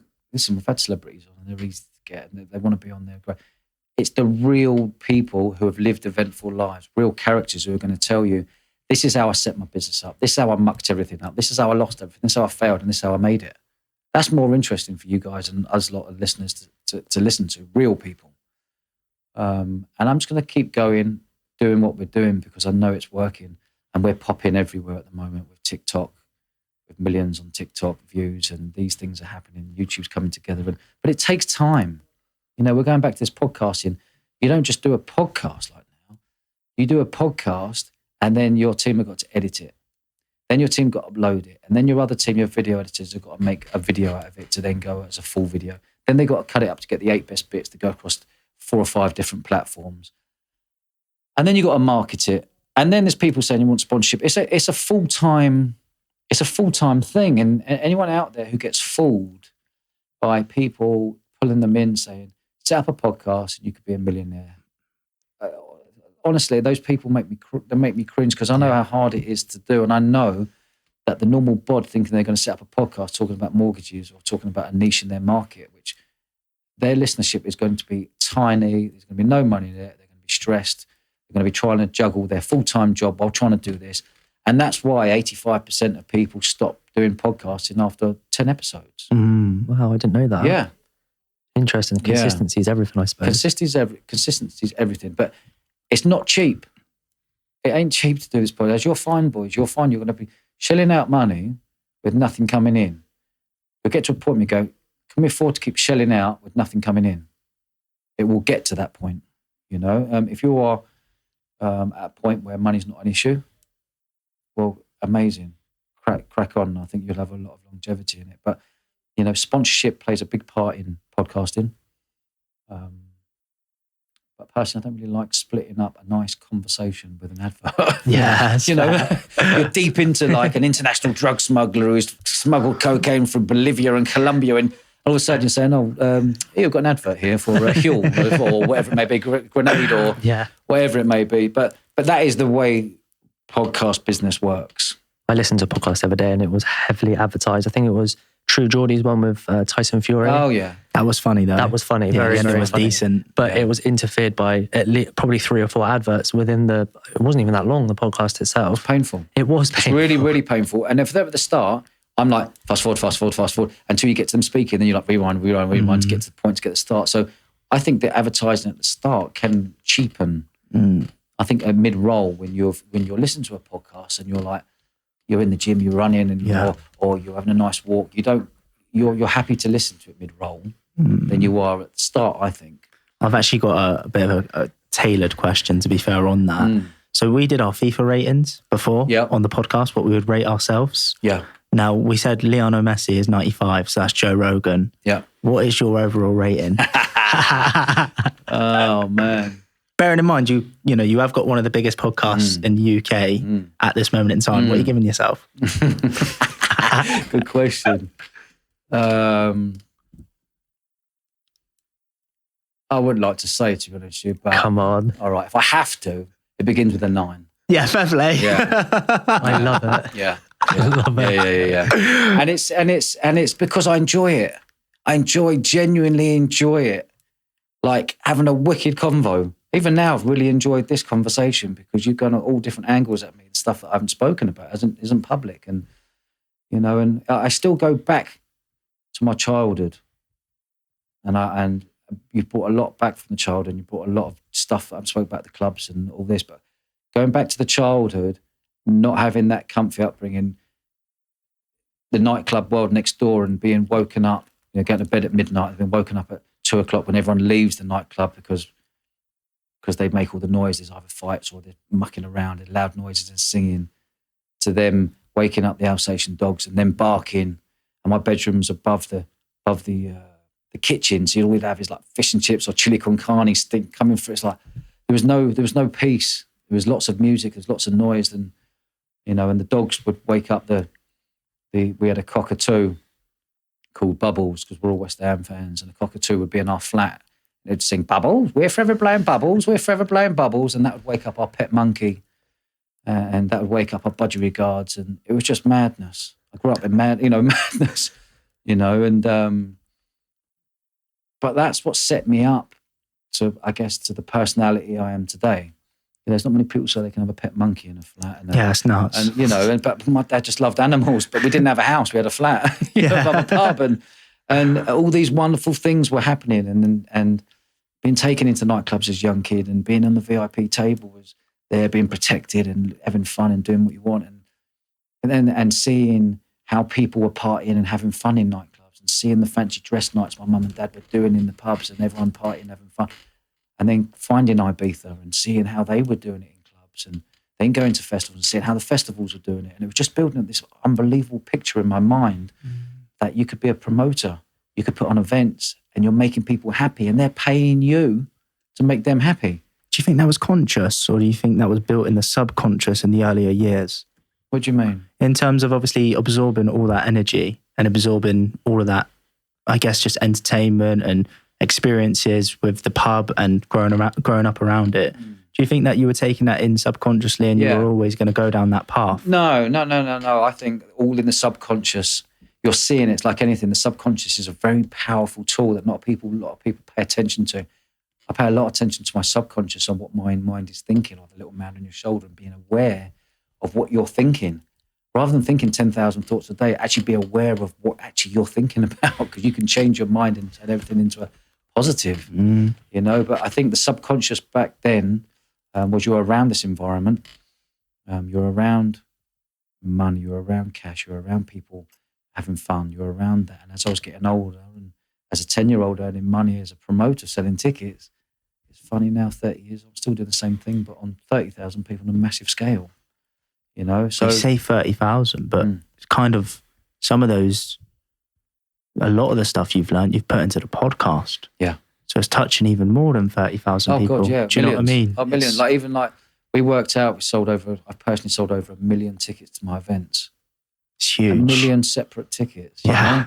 And it's only only not a £3 a piece either. It's great. But it's great. What's interesting, it's taken COVID for me to stop. It's taken COVID for me to stop and look back and seeing what's happened, and to tell my story on my own podcast.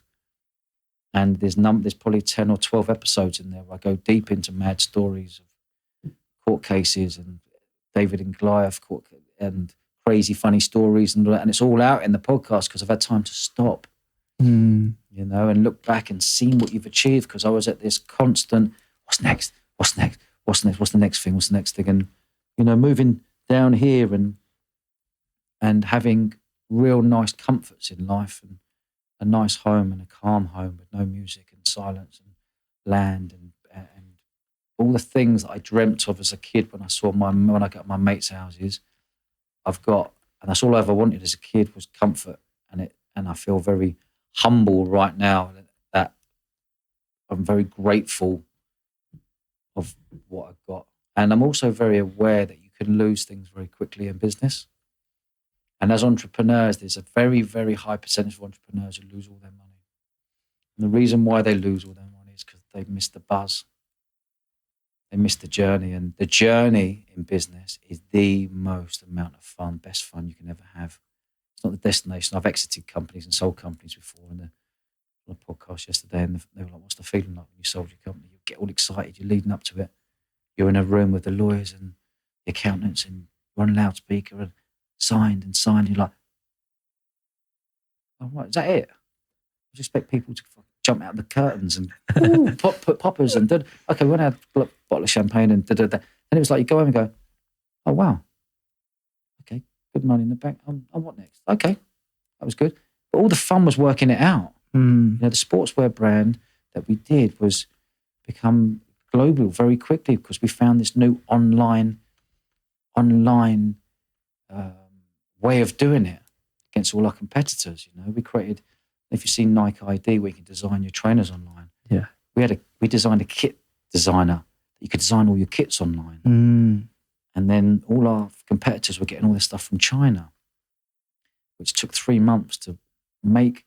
You know, like you go to university and do a $200,000 deal, make all the hoodies, tracksuits, all branded up in their colours. It would take 3 months to come over. But we found a factory in Lithuania who could do it in 4 weeks. Nice. So I was working it all out, and it was a mad, mad journey. And that's a whole other story. But that was a journey that was an 8-year journey before we got a phone call to say we want to buy you. I've been watching you on LinkedIn, and I've been watching you, and we see what you're doing and how you've beaten the market trend. I want to buy you. So yeah, but the fun was in that. But it was also a lot of pressure as well.